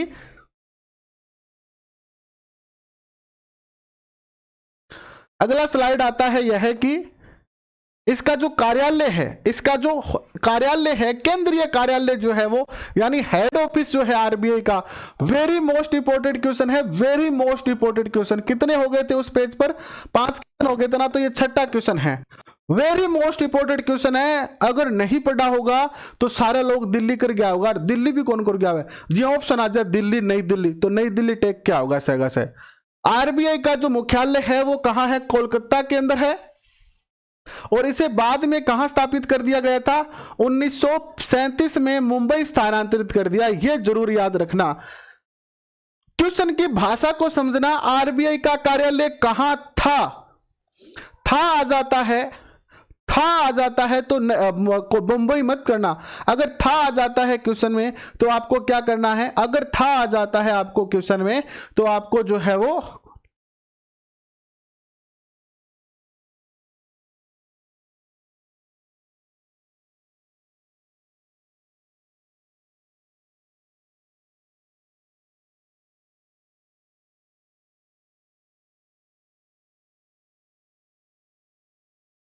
क्या कह रहे हैं सुनील भाई कि सर आज मैंने एजुकेशन पर क्लास हूँ, कोनी चाली है, कोनी बात तो मैं तो रोज लटाता हूँ। क्या कह रहे हो भाई, समझ में नहीं आ रहा है। पीडीएफ हमारे टेलीग्राम चैनल पे मिल जाएगी, वर्तमान में मिल जाएगी आपको, है ना। आरबीआई जो है वो 1937 में मुंबई स्थानांतरित कर दिया था। आरबीआई का फंक्शन क्या है? ये मुद्रा जारी करता है, ठीक है। अन्य बैंकों को क्या देता है? ये मुद्रा देता है। इसके अलावा ये क्या करता है ना, शॉर्ट में पढ़ाओ, 1 रुपए का नोट जारी करता है ये, है ना। 1 रुपए के नोट को छोड़कर बाकी सारे नोट जारी करता है। 1 रुपए का नोट कौन जारी करता है? वित्त सचिव जारी करता है, और उस पर वित्त सचिव के ही हस्ताक्षर होते हैं। भारत सरकार 1 रुपए का नोट जारी करती है और वित्त सचिव इस पर जो है वो हस्ताक्षर करता है। इसके बाद देखिएगा, दूसरा कार्य इसको क्या करना? सरकारी बैंक के रूप में कार्य करना। तीसरा कार्य है बैंकों के बैंक के रूप में कार्य करना। चौथा जो कार्य है वो है बैंकों का नियंत्रण रखना। पांचवा कार्य है साख को नियंत्रण रखना। और छठा कार्य है इसका क्या है? Government of reserve bank of India, ये भारत का बैंक है, गवर्नमेंट सरकार का बैंक है ये, ठीक है। और वर्तमान में केंद्रीय बैंक आरबीआई के सबसे वरिष्ठ जो बैंक कर्मी होते हैं वो इसके क्या बनते हैं? गवर्नर बनते हैं। आरबीआई के अंदर जो सबसे वरिष्ठ जो कर्मचारी होता है ना, सबसे वरिष्ठ कर्मचारी, उसको क्या बना देता है ये आरबीआई, भारत सरकार उसको क्या बना देती है? उसको आरबीआई का क्या बना देती है? अध्यक्ष बना देती है। और आरबीआई की स्थापना 1935 के बाद भारत में अब तक कुल जो है वो 25 गवर्नर बन चुके हैं। यह बात बहुत मोस्ट है। अब तक कितने गवर्नर बन चुके हैं और वर्तमान में जो गवर्नर है वो कितने नंबर के गवर्नर है? तो वर्तमान में जो गवर्नर है वो 25 नंबर के ही गवर्नर है। रिजर्व बैंक के पहले गवर्नर बने थे जो अंग्रेज थे, सर ओसबर्न स्मिथ। और वर्तमान में जो नवनियुक्त गवर्नर है वो कौन है हमारे? वो है आपके शक्तिकांत दास, जिन्होंने 11 दिसंबर 2018 को अपना पदभार जो है वो ग्रहण किया था। अब देखिएगा सारे के सारे जो गवर्नर है वो आपके स्क्रीन पर मैं रख देता हूं, आप इनको जो है वो पढ़ लीजिएगा, बाद में भी और अभी भी पढ़ लीजिएगा। इसमें से आपको जो याद रखने हैं वो कौन से रखने हैं?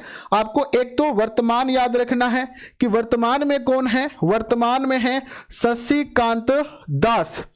देखो याद रखने का तरीका क्या है?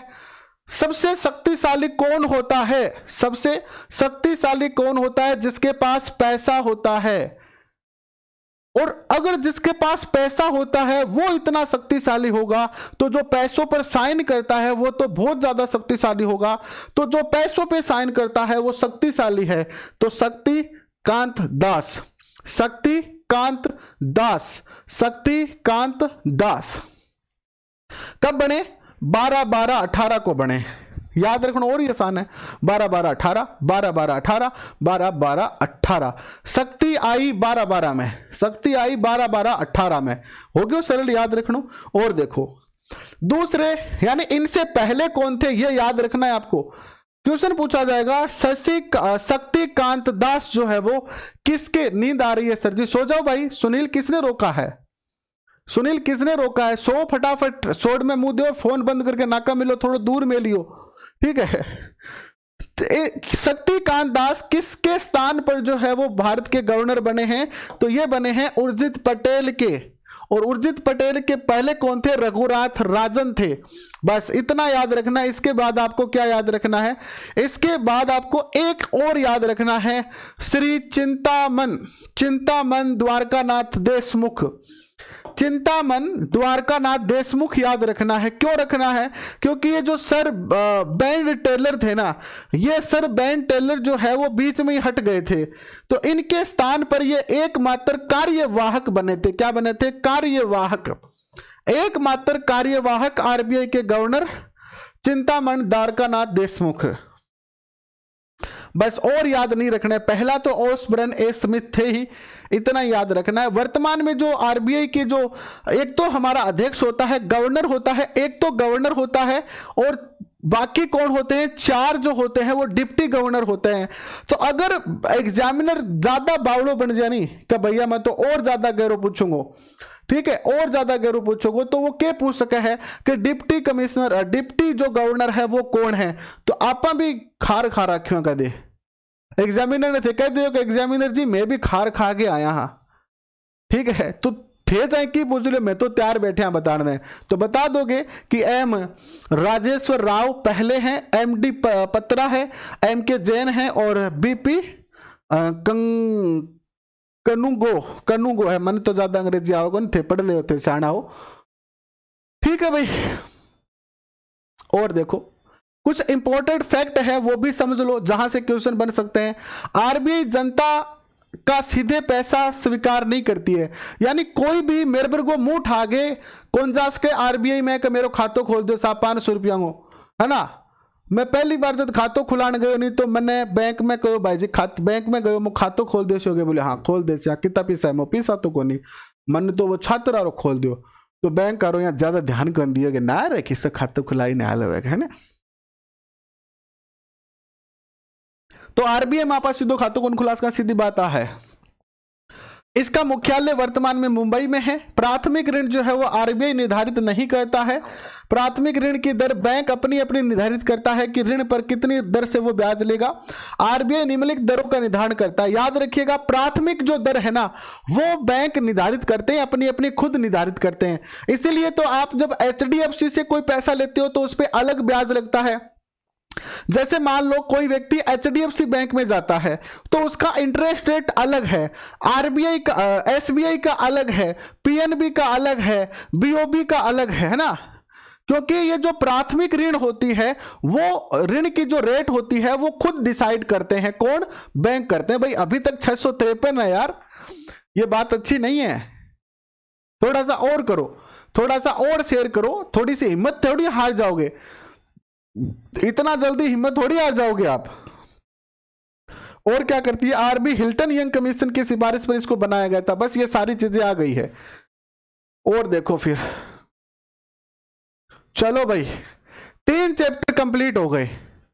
बोलो कितने चैप्टर कंप्लीट हो गए? 3 चैप्टर कंप्लीट हो गए। चौथा चैप्टर शुरू करते हैं, है ना। मैं चौथा चैप्टर शुरू करूंगा, गिलास में पानी भरूंगा, तब तक आप क्या करोगे? आप भी पानी पूनी पी लो, है ना। या अंगड़ाई अंगड़ी तोड़ लो। कहा हाँ भाई, जिस जरूरत हो वह थोड़ी अंगड़ाई तोड़ लिया अपन, है ना।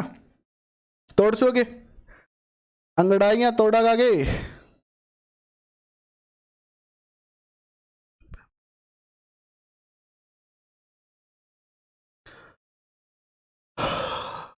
अंगड़ाइयां तोड़ लियो भाई, तोड़ लियो, अंगड़ाइयां तोड़ लियो, तोड़ लियो। लेकिन पेपर तोड़ना ज्यादा जरूरी है। अंगड़ाई चाहे टूटे नहीं टूटे, पेपर टूट गया तो मजा आ जाएगा। 3 हो गया, बिल्कुल हो गया भैया, 3 हो गया। थारे सामने होया है। कोई शक लग गया था ना कि 3 को नहीं होया? कोई शक लग गया तो बता दियो बच्चों, शक नहीं होना चाहिए किसी को भी। शक जो है वो अच्छी बात नहीं है, शक से जीवन खराब हो जाता है ना। 1 मिनट रुको, वो बावड़ो है, थोड़ा धीरे चाले, जब तक मैं थारा कमेंट ले लूंगे। शेयर करो भाई, शेयर करो, अरे शेरो शेयर करो, करो करो करो ना। तो कोनी पी पानी, कोनी पियो पानी, ना पियो, ठंड बहुत ज्यादा है। पानी पियोगा लट जाओ, चाल जा भाई चाल जा। और बताओ, पानी पीता हूं गुरुजी। पी लो भैया, पी लो, पानी पी लो, चाय P low, coffee P low, P low P low P low P low P low. आगे हो गए, आगे भैया।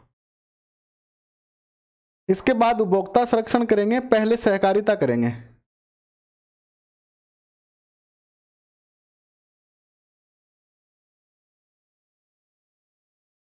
ना ना ना ना, पानी हरी पानी कौन प्यावे? बेरोजगार ने कोई पानी कौन प्यावे? अरे जैसलमेर में नियुक्ति मिल गई तो पानी बड़े कोई यही कौन प्यावे? जैसलमेर में जो नियुक्ति मिल गई तो भट्टा भैया पानी कौन प्यागो रे? कोई ध्यान रखियो। तो पानी जन लागेड़ा होगा नहीं, जल्दी प्यासी नहीं, कोई कौन प्यावे। बेरोजगार ने कोई पानी कौन प्यागो, ध्यान रखियो। पानी बिया भलाई प्या दियो ठग गए, है ना। कई बार टाबर कह रहे नहीं कि पानी प्या दियो तन तो मैं, तो वो पानी भलाई प्या दियो। एंगल ये तो ठीक है, कलर हो एंगल ये कौन है, एंगल थोड़ा चेंज कर दे।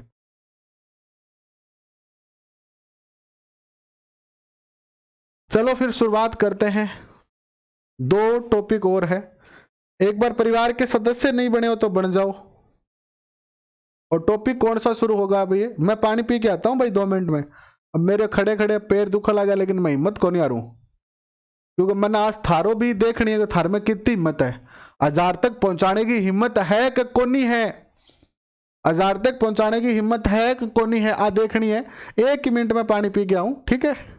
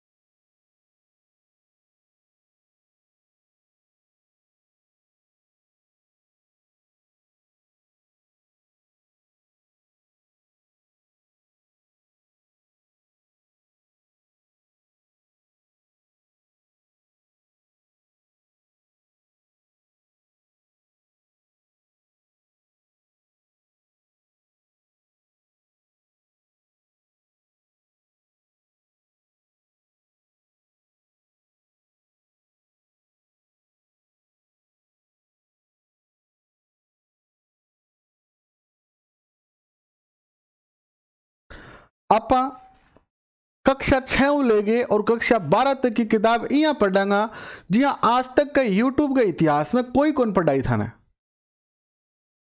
आज तक का यूट्यूब के इतिहास में ही कोई कौन पढ़ाई होगी। ए तरीके से पढ़ांगा आप कक्षा 6 से लेकर 12 तक की किताबा। तो थे तैयार हो गए? तैयार हो गए? बताओ।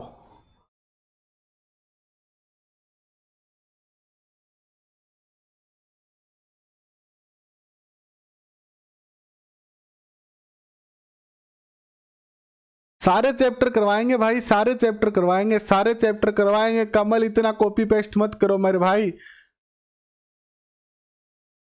सामाजिक विज्ञान के सारे चैप्टर करवाएंगे। खाटू श्याम जी की जय बोलो, बोलो बजरंग बली की जय, बोलो जय श्री कृष्णा, बोलो राधे राधे, बोलो भाई हनुमान जी की जय, बोलो बोलो बोलो बोलो बोलो बोलो। हाँ, कमेंट बंद कर दो भैया, कमेंट बंद कर दो। वित्त वर्ष क्या होता है? वित्त वर्ष क्या होता है? वित्त वर्ष फाइनेंशियल वर्ष क्या होता है ना। राजस्थानी शब्द हिंदी में करवा से था ने। क्लास तो चालू कर दो। कर दी ना भाई, चालू कर दी। वित्त क्या है? वित्त वर्ष क्या है? क्या बात कर रहे हो यार भाई, तुम्हारे तो क्वेश्चन बहुत खतरनाक आ रहे हैं। वित्त वर्ष पूछोगे? पूछ लो भाई, पूछेगा तो पूछेगा, थाने कुड़ रोक सके। अभी तक आपा 1000 का करने कौन पूछा? देखो, वित्त वर्ष जो हुआ नहीं मेरे भाई, वो हुआ है 12 वर्ष को। अपने मारवाड़ी भाषा में समझा तो जखन मैं अंग्रेजी में थाने बतायो फाइनेंशियल ईयर बतायो नहीं भाई, नहीं हिंदी के मायने के कव है हरमेंद्र जी, वित्त वर्ष कव है, वित्त वर्ष कव है, ठीक है। और वित्त वर्ष शुरू हुआ है 1 मार्च से और शुरू हुआ 1 अप्रैल से और खत्म हुआ 31 मार्च ने। 1 साल को जो समय हुआ है 1 अप्रैल से लेकर और 31 मार्च तक को बनापा वित्त वर्ष कवा, बनापा के का वित्त वर्ष कवा, ठीक है। समझ में आगे होगो? चलो शुरू करा जल्दी से। ये 2 यूनिट और सल्टावा, फिर आगे अपनो काम खत्म करा। फिर आपा आज की है अपन मान लो आधी घंटा और लगेगी, तो आज की साइको की क्लास है नहीं, साइको की जी क्लास है वह थोड़ी सी लेट शुरू होगी, 11 बजे शुरू होगी, 11 से फिर बेरो को कब तक चलेगी।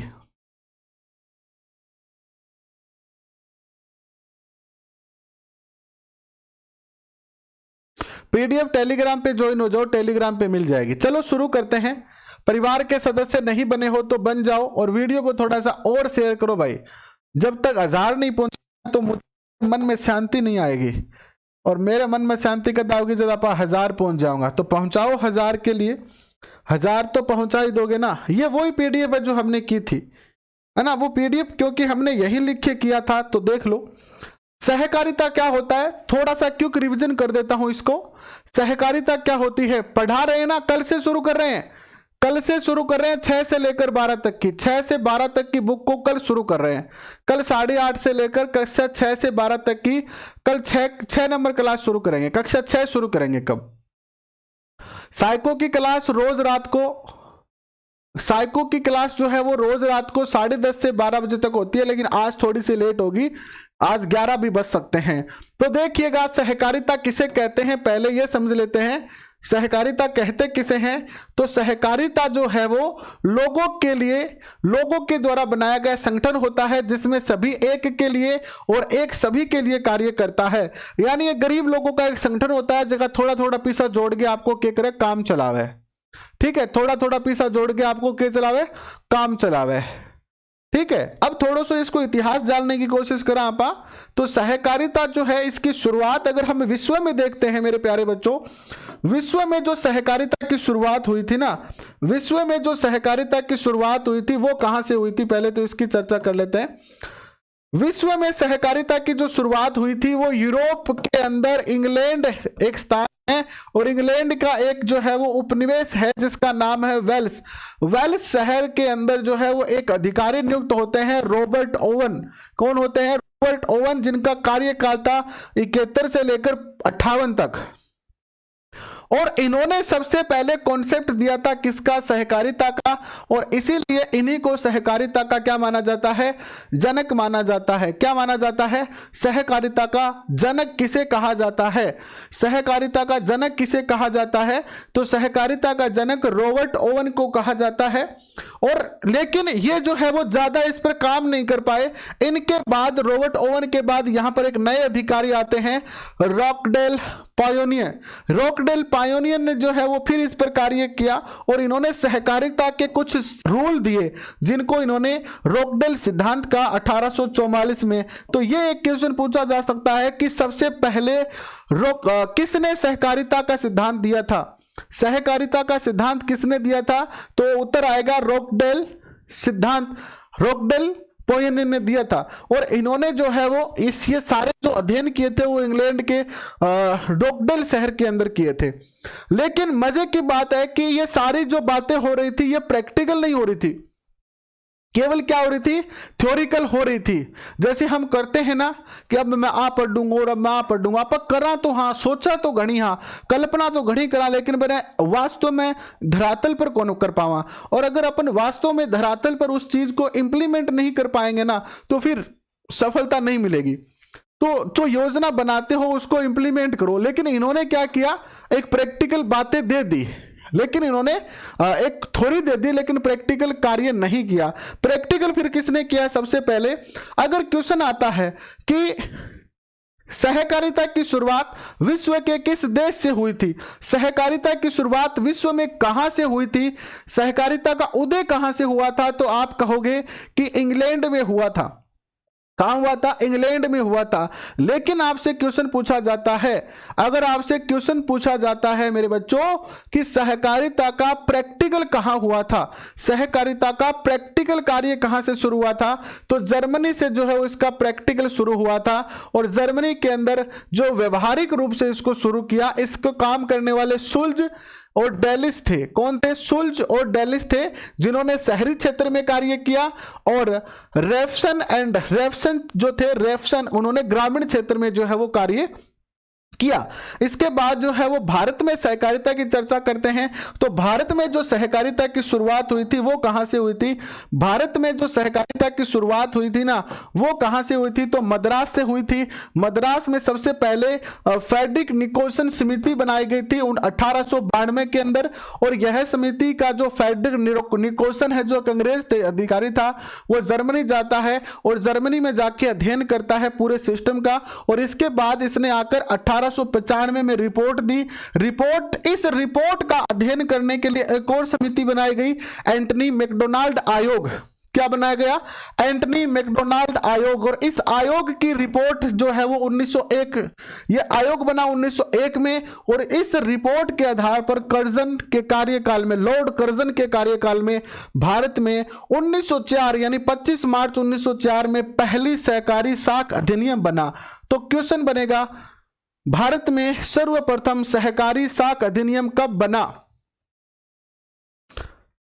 क्या बात है सर, आपका नाम क्या है? क्या बात है, मजा आ गया भाई। क्वेश्चन पढ़ के मजा आ जाता है, आपके क्वेश्चन पढ़ के तो और ही मजा आ जाता है। तो सहकारी साख अधिनियम 25 मार्च 1904 को बना। इसके बाद भारत का प्रथम जो सहकारी साख समिति बना वो 1904 में कांजीवरम, कहां पर? कांजीवरम मद्रास के अंदर। तो अगर आपसे पूछा जाए कि भारत में सहकारिता का उदय कहां से हुआ, भारत में सहकारिता का उदय कहां से हुआ, तो मद्रास के कांजीवरम से हुआ। कहां से हुआ? मद्रास के कांजीवरम में हुआ। सबसे पहले भारत में सहकारी साख समिति कांजीवरम में जो है वो स्थापित हुई थी। ठीक है, किसके कार्यकाल में? क्वेश्चन ये भी पूछा जा सकता है कि भारत में सहकारिता की शुरुआत किसके कार्यकाल में हुई थी? तो कार्यकाल किसका था? लॉर्ड कर्जन का कार्यकाल था। ठीक है, इसके बाद देखिएगा राजस्थान में अगर बात करते हैं तो मैं शॉर्ट में चलूंगा, ज्यादा लॉन्ग नहीं चलूंगा। राजस्थान में अजमेर में 1904 में शुरुआत हुई। राजस्थान में कहां से शुरुआत हुई?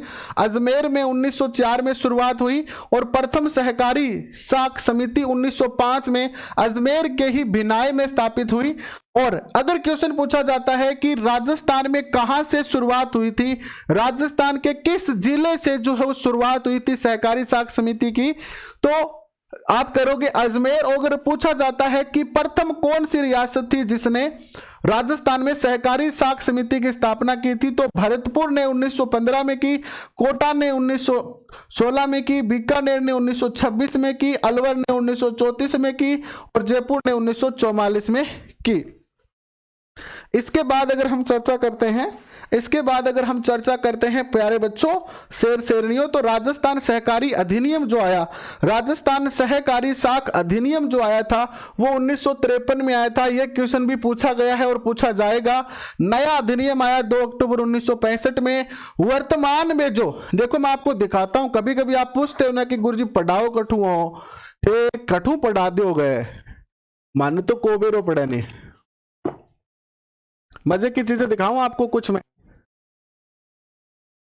आपके लिए क्या क्या नहीं करते हैं हम, ठीक है, आपके लिए हम क्या नहीं करते हैं। ये है बुक, क्या नाम लिखा हुआ है, राजस्थानी सहकारी कानून है। ये राजस्थानी सहकारी कानून है और राजस्थान में केवल एक ही पब्लिकेशन है, यूनिक ट्रेडर्स जयपुर, जो बुक निकालता है। और यह बुक कोई खरीदता कौन है, कौन खरीदता है, केवल जो सहकारी डिपार्टमेंट में जो काम करते हैं वही खरीदते हैं, बाकी कोई नहीं खरीदता इनको, ठीक है। तो इसमें क्या है, राजस्थान राज्य सहकारी सोसाइटी अधिनियम 2001 है। आपको अधिनियम कोई नहीं पूछेगा, लेकिन हमने आपके लिए बुक खरीद डाली कि पढ़ेंगे वो ढंग से ही पढ़ेंगे। इसके अंदर आप खरीद मत लेना, इस बुक को खरीद लोगे तो मारे जाओगे। 500 रुपए की बुक है ये, और 1% भी नहीं आना, मैंने यहां पर करवा दिया है ये सारा चीजें, ठीक है, इस बुक से करवाया है।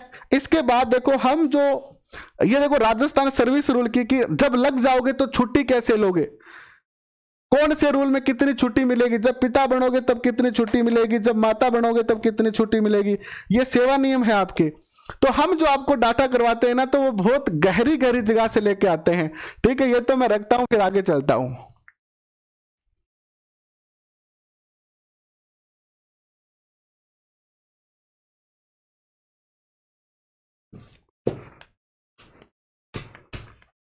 अरे भाई लाग जाए ऑटो रैंक में। चलो आगे चलते हैं। ऐसे ही बढ़ाई नहीं करी है भाई आपके सामने, आप सोचोगे गुरजीत तो बढ़ाईला हो गया गया, किताबा ही दिखावा लग गया। बस ऐसे ही बता दिया आपको कि जो चीजें पढ़ते हैं ना वो ढंग से पढ़ते हैं। चलो साउंड बढ़िया लगे और ही बढ़िया है ना, एक मतलब मैं डीजे भी खोल सकूं फिर, है नहीं। अब एक बात याद रखना, वर्तमान में जो भारत राजस्थान में जो सहकारी अधिनियम जो एक्ट लगा हुआ है ना, वो कौन सा लगा हुआ है, एक्ट कौन सा है, 2001 है, याद रखना। सहकारी समिति अधिनियम 2001 चल रहा है और लागू हुआ था ये 14 नवंबर 2002 से। और इसमें हाल ही में 2016 में 4 अक्टूबर 2016 में क्या कर दिया है, संशोधन भी कर दिया है। और क्या याद रखना है आपको, सहकारिता का स्वरूप याद रखना है कि अगर अल्पकालीन लोन चाहिए, अगर अल्पकालीन लोन चाहिए तो ग्राम सेवा सहकारी समिति और प्राथमिक सेवा समिति है, जहां 15 महीने तक का आप लोन ले सकते हो, ठीक है। और अगर मध्यकालीन लोन चाहिए तो यह 15 महीने से और 5 वर्ष तक का लोन होता है, जो केंद्रीय जिला सहकारी बैंक से ले सकते हो। और राजस्थान में कितने हैं इनकी संख्या, राजस्थान में केंद्रीय या फिर केंद्रीय और जिला सहकारी बैंक एक ही होता है, केंद्रीय और जिला सहकारी बैंक एक ही होता है। इनकी संख्या वर्तमान में कितनी है, 31 है, और 2 जिले राजसमंद और करौली है, वहां पर ये नहीं है। राजस्थान में अपेक्स बैंक की स्थापना कब की गई थी, 14 अक्टूबर 1953 में जयपुर में की गई थी। इसके बाद दीर्घकालीन साख जो है वो 5 वर्ष से लेकर और 15 वर्ष तक की होती है। और दीर्घकालीन जो लोन देता है वो कौन देता है, भूमि विकास बैंक, है ना। भूमि विकास बैंक जो है वो आपको दीर्घकालीन लोन दे सकता है। और इसकी स्थापना 26 मार्च 1957 को हुई थी। कब हुई थी, 26 मार्च 1957 को हुई थी। और जिला स्तर पर जो है वो प्राथमिक सहकारी भूमि विकास बैंक जो है वो स्थापित हुआ। और राजस्थान में वर्तमान में 36 जो है वो क्या है, प्राथमिक सहकारी भूमि विकास बैंक है, जिनकी 125 शाखाएं राजस्थान के प्रत्येक शहर नगर गांव में कार्य करती है, जहां पर गंगानगर में 2 है, जोधपुर में 2 है और अजमेर में कितने हैं, 2 है। इसके बाद ये एक क्वेश्चन है, कल मेरे बच्चे कह रहे थे कि सर झंडो दिखाओ, झंडो दिखाओ, वो झंडो है देखो ते काल देखनो चाहा, ठीक है। सहकारिता मंत्री कौन है वर्तमान में, तो उदय लाल अंजना अनजाना, और ध्वज जो है उसमें 7 रंग होते हैं, ऊपर ही ऊपर लाल, इसके बाद ये, फिर ये, और फिर ये, फिर ये, फिर ये, और नीचे नीचे बैंगनी। ठीक है, 7 रंग होते हैं। ये टॉपिक पूरा हो गया आपका, कौन सा? सहकारिता का। अब एकमात्र टॉपिक बचा है आपका, कौन सा है वो? कौन सा है बताओ? उपभोक्ता। उपभोक्ता की चर्चा करते हैं, उपभोक्ता जागरूकता चर्चा कर लेते हैं। बस हो जाएगा ना टॉपिक? बताओ, मैं तो अपना वादा पूरा कर रहा हूं मेरे भाई, मैं तो अपना वादा कर रहा हूं पूरा, मेरे शेर शेरनियों, लेकिन आप भूल रहे हो वादा, अभी तक शेयर नहीं कर रहे हो। शेयर करो अब।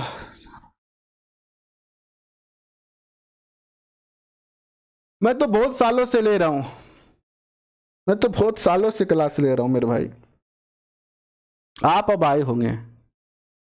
आप अब शेयर नहीं करोगे तो आप अपने वादे से मुकर जाओगे। हमने तो अपना वादा पूरा कर दिया भाई, है ना, हमने तो पूरा कर रहे हैं। चलिए फिर कह रहा हूं, सदस्य नहीं बने हैं तो बन जाइए। इसके बाद देखिएगा, चक्कर से आने लगे मुझे तो। उपभोक्ता संरक्षण अधिनियम की चर्चा करते हैं। अगर इतिहास देखते हैं तो सबसे पहले कौटिल्य ने कहा कि अर्थशास्त्र जो है, अर्थशास्त्र नामक बुक लिखी थी कौटिल्य ने। क्या लिखी थी? बुक लिखी थी जिसका नाम क्या था? अर्थशास्त्र था। और अर्थशास्त्र में इसने कहा कि क्रेता जो होता है ना, खरीदने वाला जो होता है, वो तो बेचारो बोलो हुआ है, और बेचना रुझको हुआ है, वो क्या हुआ है? चालाक हुआ है। खरीदनारो भोड़ो हुआ, बेचनारो चालाक हुआ, तो वो खरीदार ने क्या कर ले? लूट ले, है ना। लूट ले को नहीं है, दुकानदार आदमी ने लूट ले को नहीं है, लूट ले। आजकल तो लुटेरा बहुत हो गया। पहली जगह तब पढ़ी ने छात्र आनी, बे अपना आपने छात्र समझता, और अध्यापक भी बाने क्या समझता? जी मेरे पर को कोई मास्टर होता तो बे कहता आओ बच्चों, आओ छात्रों, आओ स्टूडेंट्स। आजकल क्या हो गया? मारी तो होगी दुकान, अर्थे हो गया हमारा कस्टमर। हमारी तो होगी दुकान, हमने तो शिक्षा को धंधा बना दिया और आप हमारे कस्टमर हो गए हो। अब हम कहते हैं यूट्यूब पर पढ़ाते नहीं है, हम कहते हैं बेटा थोड़ा सो यूट्यूब पर पढ़ाऊंगा और बड़ो सारो पढ़ना है तो मेरे ऐप डाउनलोड कर और ऐप को सब्सक्रिप्शन ले ले, है ना, ऐप में कोर्स खरीद, है ना। तो आप कस्टमर हो गए हो, हम क्या हो गए हैं? हम दुकानदार हैं और आप हमारे कस्टमर हो। तो अब आपको यह तय करना है कि आपको कस्टमर बनना है या आपको छात्र बनना है। छात्र बनना है तो अपना टॉपिक देखो और पढ़ो। YouTube पे बहुत सारे ऐसे भी लोग हैं जो आपको सेवा दे रहे हैं। कस्टमर बनोगे तो फिर आपको बेचने वाले बहुत हैं। अगर आप कस्टमर हो तो आपको बेचने वाले बहुत सारे लोग हैं, और अगर आप छात्र हो तो पढ़ाने वाले भी कुछ लोग अभी हैं जिंदा। तो कस्टमर कौन होते हैं? गुरुजी मान तो नोट्स दे दो, मान तो आ दे दो, मान तो बा दे दो, मान तो डा दे दो ना, वो कस्टमर हो गए। भाग्य जाओ रहा, बा गाइड आई है, बा ले गया वहां। कोई कहते यार आ गाइड आई है, बहुत ही चौखी है, बहुत चौखी है, बहुत चौखी है। अगर जो तुम मेरे लिए गाइड पढ़ लेनी, अब मेरे पर को यूट्यूब का चैनल होगा, वो कहो देखो मैं नहीं गाइड बनाई हूं, कह गाइड मुझ तो पक्का ही पर्सन आया है, तो भाया तू के पेपर लीक कर दियोगे, तू के पेपर लीक कर दियो। हाँ, मैं ये कह सकता हूं कि भाई मैंने ये टॉपिक पढ़ा दिया है मेरे बच्चों, इसमें से क्वेश्चन आएंगे, लेकिन मैं आ कर दूंगा देखो मैं एक क्वेश्चन लाया हूं एक किताब में जगह क्वेश्चन है नहीं, बे तो थारा आई सीख है। क्यों? एग्जामिनर के बावड़ो है बेटो, बावड़ो थोड़ी है वो, कौन बावड़ो, वो तेली किताबों थोड़ी पसंद ऐसी कौन दे। लेकिन आपको हमने क्या बना दिया है? मेरे जैसे लोगों ने आपको कस्टमर बना लिया है कि चलो बेचते हैं, ये बावड़ा टाबर है खरीदता है। सरकार आपने बावड़ा बनावे है ना, सरकार आओगे कैसे थाना इतना लाख रोजगार देश यार, आ देश यार, ब्याह देश यार, त्या देश यार, और जे चुनाव जीत जाए नहीं, जय जय सिया राम। किसी बुक वाले को कभी आपने पकड़ा है क्या बाद में कि तुम कह रहे थे ना कि तुम्हारी बुक से क्वेश्चन आएंगे, कहां है दिखा? बुक वाले जैसे ही पेपर होता है ना गायब हो जाते हैं। जो यूट्यूब पर अपनी बुकों का, अपने ऐप का प्रचार करते हैं, उनको मार ऐप में इतना क्वेश्चन, पेपर के बाद कोई कहेगा कर देखो मेरी किताब में इतना क्वेश्चन आया, गायब। क्योंकि एग्जामिनर भोला नहीं है भाई, एग्जामिनर भोला नहीं है, वो वहीं से क्वेश्चन देगा जहां से बुक वाले नहीं छाप सकते हैं। इसलिए हमेशा टॉपिक पढ़ो। क्या पढ़ो? टॉपिक पढ़ो, पूरा टॉपिक पढ़ो। टॉपिक से क्वेश्चन आएंगे, किसी एक व्यक्ति की बुक से नहीं आएंगे। आप खुद टॉपिक पढ़ लो ना, क्वेश्चन आएंगे कहां से फिर? तो कस्टमर मत बनो, छात्र बनो। कस्टमर नहीं बनना है, छात्र बनना है, और छात्र है तो छात्र ही रहना है। उपभोक्ता संरक्षण का इतिहास देख लिया हमने। कौटिल्य ने कहा कि खरीदने वाला तो बेचारा भोला होता है, उसको कोई कहेगा वही बुक खरीद लेगा, लेकिन बेचने वाला उसके लाइन काट लेते हैं, नाड़ काट लेते हैं। विश्व के अंदर शुरुआत हुई थी कहां से? विश्व में इसके जो जनक थे उपभोक्ता संरक्षण के, वो थे रोल्फ नागर। कौन थे? रोल्फ नागर थे। और सबसे पहले अमेरिका ने 15 मार्च 1962 में जो है वो अपने देश के उपभोक्ताओं को जो है वो कैडनी, जब यहाँ के मुख्यमंत्री प्रधानमंत्री थे ना, राष्ट्रपति थे, क्या होता है अमेरिका में राष्ट्रपति होता है ना, हाँ, कैडनी जो थे वो राष्ट्रपति थे ना, तो उन्होंने उपभोक्ता को जो है वो अधिकार दिए जिसको बिल ऑफ राइट्स कहा, और इसमें इनको जो है वो 7 अधिकार दिए गए। तो विश्व में कितने अधिकार दिए गए उपभोक्ता को? 7 अधिकार दिए गए। और भारत में कितने अधिकार दिए गए हैं? भारत में अधिकार दिए गए हैं कितने? 6 दिए गए हैं। इसके बाद देखिए विश्व उपभोक्ता दिवस मनाया जाता है 15 मार्च को। उपभोक्ता संघ के अंतर्गत अंतरराष्ट्रीय संगठन जो है, यानी पूरे विश्व के सारे देशों का जो उपभोक्ता आयोग है, अंतरराष्ट्रीय उपभोक्ता आयोग, वह वो कहां पर है? हैंग, नीदरलैंड में है। भारत में जो उपभोक्ता के जनक थे, भारत में जो उपभोक्ता संरक्षण के जनक थे वो कौन थे? भारत में जनक थे चक्रवर्ती राजगोपालाचार्य, जिन्होंने महाराष्ट्र 1904 में सबसे पहले इसके लिए कार्य किया, और 1949 में उपभोक्ता संरक्षण परिषद की स्थापना की। 1966 में जो है वो JRD टाटा ने एक मुंबई के अंदर एक एसोसिएशन की स्थापना की, फेयर प्रैक्टिस एसोसिएशन मुंबई के अंदर। और बाद में संसद ने दोनों सदनों के अंदर जो है वो 5 दिसंबर 1986 को उपभोक्ता संरक्षण अधिनियम को पारित किया। और राजीव गांधी के शासनकाल में 24 दिसंबर 1986 को जो है वो उपभोक्ता संरक्षण जो है वो क्या होता है? अंतिम फाइनल रूप में पारित हो जाता है। और इस समय जो राष्ट्रपति थे वो कौन थे? ज्ञानी जैल सिंह थे। कौन थे? ज्ञानी जैल सिंह थे, जिन्होंने 24 दिसंबर 1986 को हस्ताक्षर किए थे उपभोक्ता संरक्षण आयोग के, उपभोक्ता संरक्षण एक्ट के ऊपर। और लागू हुआ था ये 15 अप्रैल 1987 से। और इसको शॉर्ट में क्या कहते हैं? कोपरा कहते हैं, कंज्यूमर प्रोटेक्शन एक्ट 1986 कहते हैं। संशोधन हुआ 1993 2000 में, और यह अधिनियम निजी, सार्वजनिक और सहकारी सभी पर लागू है। सब पर लागू है, ये सब पर लागू है। अब आपको याद यहां से क्या करना है? राजस्थान में उपभोक्ता संरक्षण जो है वो 18 राज्य स्तरीय उपभोक्ता संरक्षण आयोग 1987 में, राज्य उपभोक्ता संरक्षण आयोग 1988 26 मई को। अध्याय 1 जो है वो, अध्याय इसमें कितने हैं? 4 हैं, और धाराएं जो है वो कितनी हैं? 31 है। लेकिन अब जो आपसे क्वेश्चन पूछा जाएगा वो कहां से पूछा जाएगा? सीधे वहीं पर पहुंचता हूं। अब आपसे क्वेश्चन पूछा जाएगा यहां से, बस आप बाकी तो पढ़ ही लोगे, लेकिन ये एक चीज याद रखना, आप यहां से क्वेश्चन पूछे जाने की ज्यादा संभावना है, क्योंकि कंज्यूमर प्रोटेक्शन एक्ट 2000 क्या आ गया है? 19 भी आ गया है। कंज्यूमर प्रोटेक्शन एक्ट 2019 भी आ गया है। तो यहां से भी क्वेश्चन पूछे जाने की पूरी संभावना जो है वो रहेगी। तो इसमें चेंज क्या हुआ है?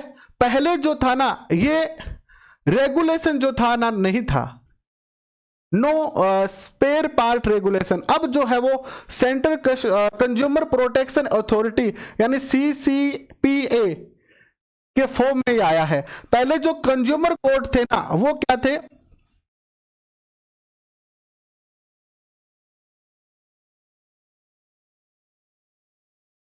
ठीक है, इसमें आपको ज्यादा जो याद करना है, एक तो इसमें क्या जोड़ दिया गया, बाकी तो आप पीछे पढ़ लेना, उसमें मैंने सारा कुछ लिख दिया है। महत्वपूर्ण चीजें हैं वो बता देता हूं।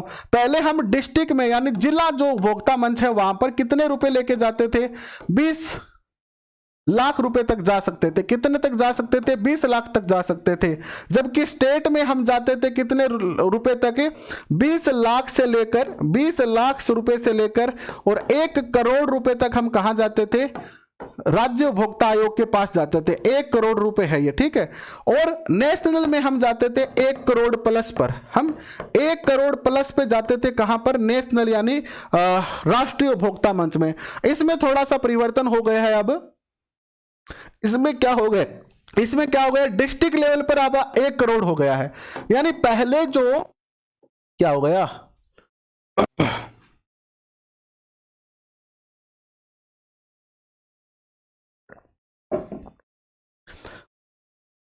ये जो शिक्षा मनोविज्ञान की क्लास है ना, हो नहीं पाएगी यार अब।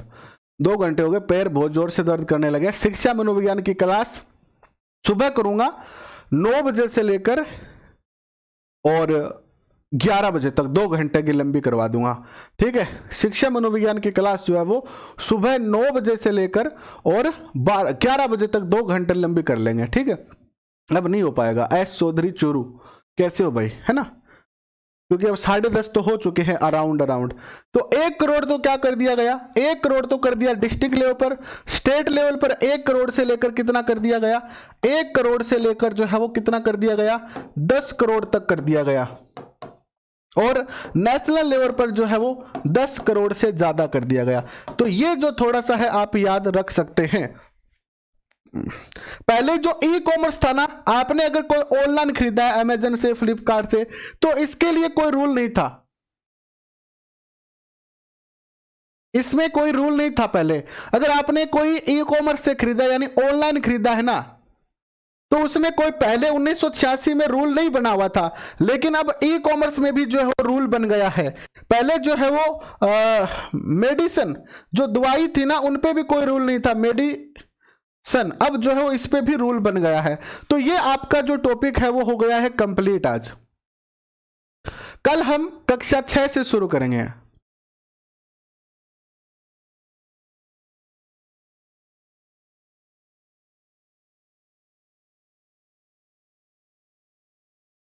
बात तो बहुत ही जोर की गई है नरेश जी के। इंसान शिक्षा से पहले संस्कार, व्यापार से पहले व्यवहार, भगवान से पहले माता पिता, और जिंदगी में कभी अगर ये पहचान लेता है तो जिंदगी में कभी कोई कठिनाई नहीं होती है। बात तो बहुत बढ़िया गई है। क्लास कब स्टार्ट हुई थी? 8:30 बजे हुई थी लोकेश भाई, 8:30 बजे क्लास शुरू हुई है अपनी यहाँ, 8:30 बजे क्लास शुरू हुई है। चलो यहाँ करो 11 बजे शुरू कर सा, ठीक है, शिक्षा मनोविज्ञान की क्लास शुरू कर सा 11 बजे। मैं आधे घंटा आराम कर लूँ, फिर 11 बजे शिक्षा मनोविज्ञान की क्लास शुरू करा। रात में पढ़ना है तो पढ़ना ही है, ठीक है, रूल में कोई छूट नहीं। 12 बजे तक पढ़ना ना कुलदीप, चलो कोई बात नहीं, तुम्हारे मन की भाव को मैं समझता हूं।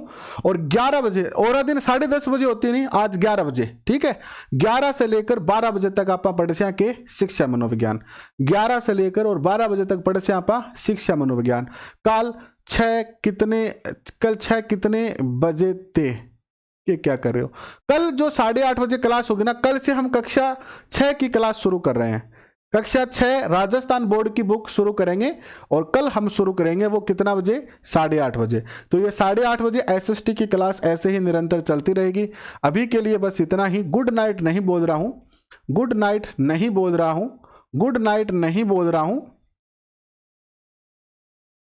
गुड नाइट नहीं बोल रहा हूं। अभी 11 बजे फिर मिलेंगे। अभी के लिए थोड़ा सा विराम, फिर शुरुआत करते हैं 11 बजे।